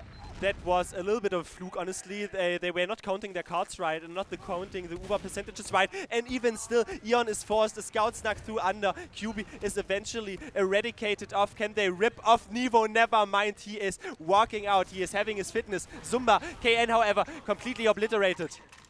Oh my goodness. It feels like every small thing the Venomcrest do right, sometimes they do wrong. It's just like the 100 damage rocket. Tiram is screaming to his team, go in guys, go in. And now it's Vanu on Spy to try to find the stab onto Mula, but we've seen him before. He's the Beyblade medic, but he's giving him the buff. Mula turning around, he gets the stab. He's even on the Mula. Can he hit the shots? No. 1, 2, 3, 4, 5, 6 shots missed eventually, but a scout speed is quite telling when you disguise as that. However, no demo man. There's no demo man here. Going to make things a little harder, but the VNC boys, they're just out already. They don't want to contest at all. They're scared of being used into, and that's a good idea because Eon, nearly on this Uber, might have slowed things down enough for the Frenchies to allow, you know, VNC just to chill for a second. Vanu looks like he's on the spike once again, though. It is such a dynamic game. I mean, we have flipped from one second point to the other second point, to the last point, then to the last point, to the last point. Vanu is picking up the ammo pack and now has his eyes stared directly at Mula. Will uncloak maybe in a mere second as this friction of the spy. Huh? No? Doesn't really want to peek out. Didn't see the medic there, so just went back, reset things a little bit. Needs to try to somehow get a good angle, and this is a great angle here. Mula, none the wiser, but walks backwards at just the wrong time there. Vanu will be going down here. We'll see if fourFence want to mount a push. Looks like something is happening in through lower here. Might be a trade coming out. This scout already getting a lot of cap time, and VNC, they're nowhere to be seen. No, like locked and loaded, lacking one's player, and that means they are easily backing out away from it. And Nevo is already exploiting the left side, expediting his own players to open up another gap. We see the heavy weapons guy on the right side trying to turn his head and shoot some players apart. Delhi only sparing from afar. The Uber is coming out now. Trade does come out here. Eon using a very opportune moment here. Interestingly, what the Frenchies want to do, no one is in a position to refight here, so maybe just wanted to get the Ubers out of play here. Now they're going to be building so hard on the side of fourFence. Eon has been struggling to build this Uber consistently throughout this game and get it for these last. And I think that might be their plan. I think they want to play on that like 20% advantage that building badly gets you. Because look at this, Eon only on 35%, 55 on Mula already. And they're aware of that, and if that is the difference, then I'm definitely going to agree that they should take this map here, since before, when you realize Eon had an Uber advantage, but they still sacked in because they weren't counting their cards right. But Mula, you can see how they're playing it. They are so aware of this Uber advantage. Yeah, they're going to get it, and only going to be about 80% here on Eon. Looking towards this shutter areas here, see what they can find early on. They're not actually going for anything super aggressive. They're also going for the bomb. I thought they were going for the 5D chest there. I don't know, man. Like, now we look a little bit stupid. No, never mind. I mean, they have not counted their cards right, but also they were a little bit only halted on this initial transpositional phase there into last. I think they wanted to push. They simply took too much damage. Yeah, potentially. Potentially. It's always hard to say, right? We can see on screen the Ubers all the time, right? They can't see that. If Eon is building perfectly that whole time, it's such a stupid play to make, and they absolutely shouldn't make it, right? So I think it's the safer thing to do, but I want to see those crazy plays. I want to see it be threading a needle and make it as close as humanly possible. However, now the Frenchies have to contest. We're trying to get onto last with even Ubers. They did well last time, managed to drop Eon.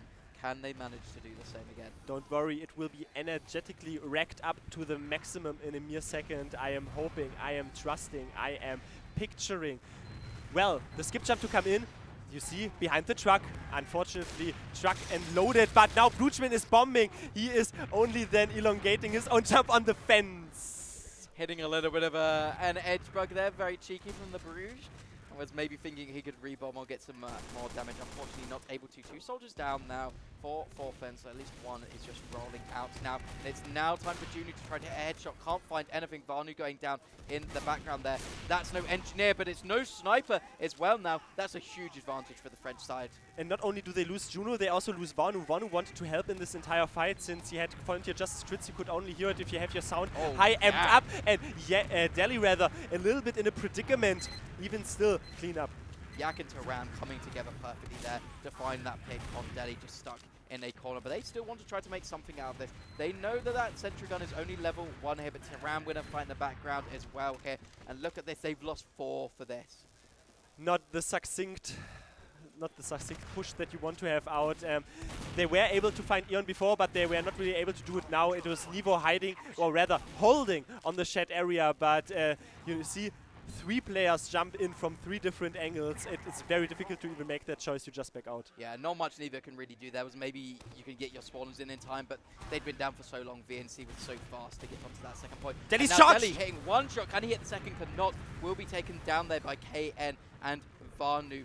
No Demo Man stickies on doors here. KN looking to see if he can find something, but Vanu once again loses his life here, evening up the players here, and they don't feel confident to go for something here on Venomcrest. It's a double scout advantage here for the Frenchies, and I'm picturing them, yes, to be very, very fast, but the pipe in midair, and eventually, though, Yak not finding it. The second point is kept. Yes, they have rotated them out. I was alluding to it. The double scout still on the field, and that is quite formidable. That is quite dynamic. The trade is happening on the second point. Tyrim very low, 100 HP only, but a nice rocket into the face to reset their own positioning. It is KN afterwards dealt with, and that is 2 players down. Yeah, Frenchies come flooding in to help their fellow countrymen, and now it's just a last push, but there's a heavy. It's been such a pain during all of these pushes, but they've got so much space early on. Soldier bombs come in straight onto the heavy. Everyone's dying on Venomcrest. The Frenchies coming out on top. Will take a second round here. 6 minutes remaining. They come 2 rounds on Venomcrest. They've done it before. Can they do it again?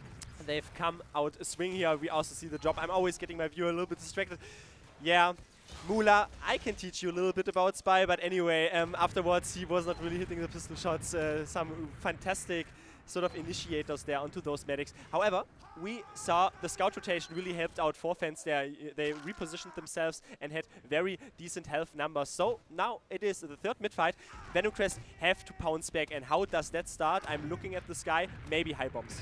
Yeah, they have to make this mid work. They have to make it happy. Soldiers are healthy, going for that double bomb, exactly as you predicted, not able to get anything instantly there. There's a 4 Fence soldier in the background as well, and the kills all looking for Fence so far. Both soldiers going down, Yak going down, only Rougeman dying for this now. And Eon, he's running back, he's trying to stay alive. Luckily he has a scout friend, but they just can't really do anything with just 2 here. They were so ready for this double high bomb. You could maybe also predict this and then just charge your scouts through, but never mind, that is long in the past and no point in pounding the rubble. But Dimul is, however, pounded, and now Eon has to use, but Mula is not really tackled early enough. He doesn't probably need to use at all.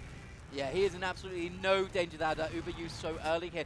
VNC, though, they need to try to keep things going, but Taram dying will not help things out, as the rest of the VNC side just have to make their way back to their own last once again. But the French squad already coming in through lower. Now let's see if they want to use it. Yes, through dungeon. The Jolt Force of these Frenchies wants to send shock waves through the enemy team. Yak is called in the transition, and so much stickies on the point. A lot of players still very much alive. Only 2 players up. The soldiers can't defend it. 4 Fence take it to a 3-0, and I have said it before. TCM Dream Territory Land. Venomcrest, if you want to have your fan base quadrupled, this is where you want to take it to a tie. This is your time. It can't get much closer than this. I think technically possible. Technically, they can make something of this. But this is do or die right now. They have to find some magic if you are Venomcrest right now. We'll see what they can do going onto this fourth mid. I'm hoping that maybe not now they are trusting in the high bombs, just search on through forward. Let's see, do they want to take it to the left? No, they want to take it to the right. Never mind, Rem is jumping forward. And now he has some rocket flung in the sky, but it was only a fake panorama shot. Nivo, however, is dealt with. QB dying as well. No scouts to protect Mula here. KN is landing up on Pride. Only 2 players left alive. They have to charge forward and don't lose any sort of momentum.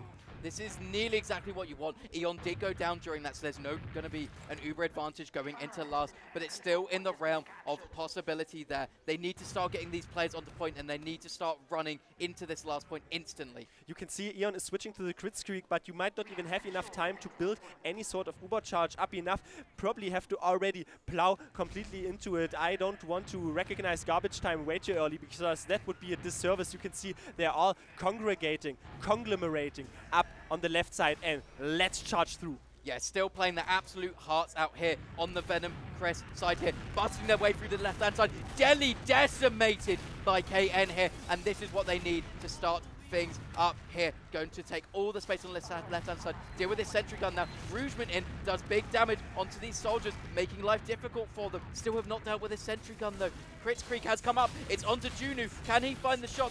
So much damage onto the soldier, will take him down here. Another one shot onto Kubi. He can play the point here. It's well without that sentry gun seeing him. It has finally come. Never mind, I have crits as well. I don't even a crit streak for that. Nivo is punching that straight into Juno, however. So now we have slowly, unfortunately, anticlimactically entered the realms of mathematical impossibility. But let's see, I'm expecting some cheeky shenanigans and the taunts.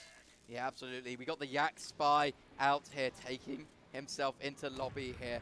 Can he disrespect someone? Can he get a cheeky stab? Can he get around? He can't even get past people right now. Doesn't eventually manage to. But look at this, man. They got a sentry gun on last. He is a Spicicle. What pyro does he fear here? But he is still not really sure what he wants to peek. Oh, Delhi is cleaned up. A 1v1 engineer versus spy. Eon is headshot though, if you read the kill feed. Hit it. Eventually the ground is the winner at all. But I mean, 2 players down, and that is the end result. Might not be able to, well, really cap it out anymore. Yeah, these players still playing though, but QB. Perfect life form, perfect ratio, QB. I was saying it before, my favorite cubistic painter. But anyway, he's walking again forward here. Let's see if he can find close range headshots. He absolutely can. QB nearly on a 5k. This is another spy out. It's Eon this time. I think we've well and truly hit garbage time here, Tomato. The final score most likely to be 3-0 here for the side of ForFence. It was such a close game these past 2 maps, but this kind of looked like it was ForFence's game. It was, as this gradually increased. I'm also a little bit confused. Why do they play Highlander with only 6 people on each team? But Yak, I think, yeah, on a 1k, QB on a 6k, but the rest of the 10 seconds will... okay, I'm giving you the play-by-play here. Come on, Nivo versus a soldier cannot win the 1v1. 3, 2, 1. And give a hand to ForFence, also give a hand to Venomcrest, definitely showing how they have done it. But you alluded to it. I mean, ForFence, they've always been so very strong on recognizing not only recognizing like UR percentage pushes. They've been way better on that account. But we have talked enough. We had a fantastic game, not Steven. It was a pleasure as always, and we are straight heading to our big brain wielders. We don't have any big brains here, but it's fine. We can settle in. We can sort in the meantime. I'm Tovatabs. I'm joined with Wandum. I'm joined with Surny on the analytical couch. And gentlemen, that is a tale as old as time. You win one round pretty early, and you lord that round over the enemy team and go on to win it. Yeah, that was ultimately pretty textbook, it felt like, for ForFence, right? They take that round early, as you said, and then it felt like Venomcrest just, they kept trying things, but it never really actually ended up working out for them. And it wasn't until like the last sort of minutes of the game that they actually managed to find themselves onto the enemy last. From most of this game, we were on the enemy side. We were on Venomcrest's side. Yeah, it just felt like a cool game of like we were just stuck at last for a long time, Surny. And yeah, I think it was just a page out of the old Cadus book. Once you got that chokehold on them on last, you just keep them there. Yeah, just park the bus for as long as possible, play the time, play the clock.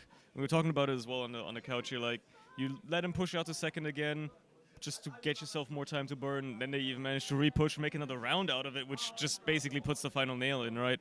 So they played the passive style perfectly on the side of 4Fence. I think turns out Snakewater suits them pretty well for that, obviously. So it's well played, and now they have to run the gauntlet because they're straight into another match in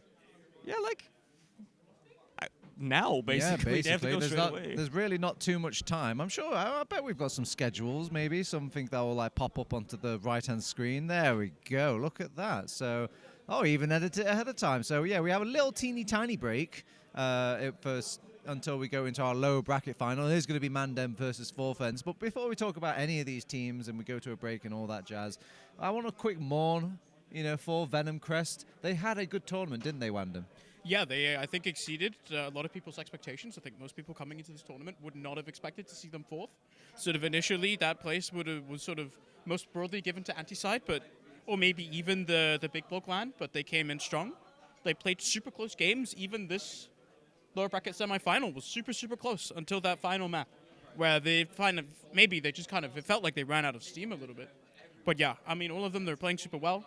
I hope these guys stay around because they're always a really fun team to have at LAN. And Surny, obviously 4Fence are going to be. You've had a little preview of them in this match against Venomcrest. They're going to now be up against Mandem. Do you think this is the right choice to pit Mandem against them? Is this like the right opponent to challenge Mandem? Maybe even like educate Mandem?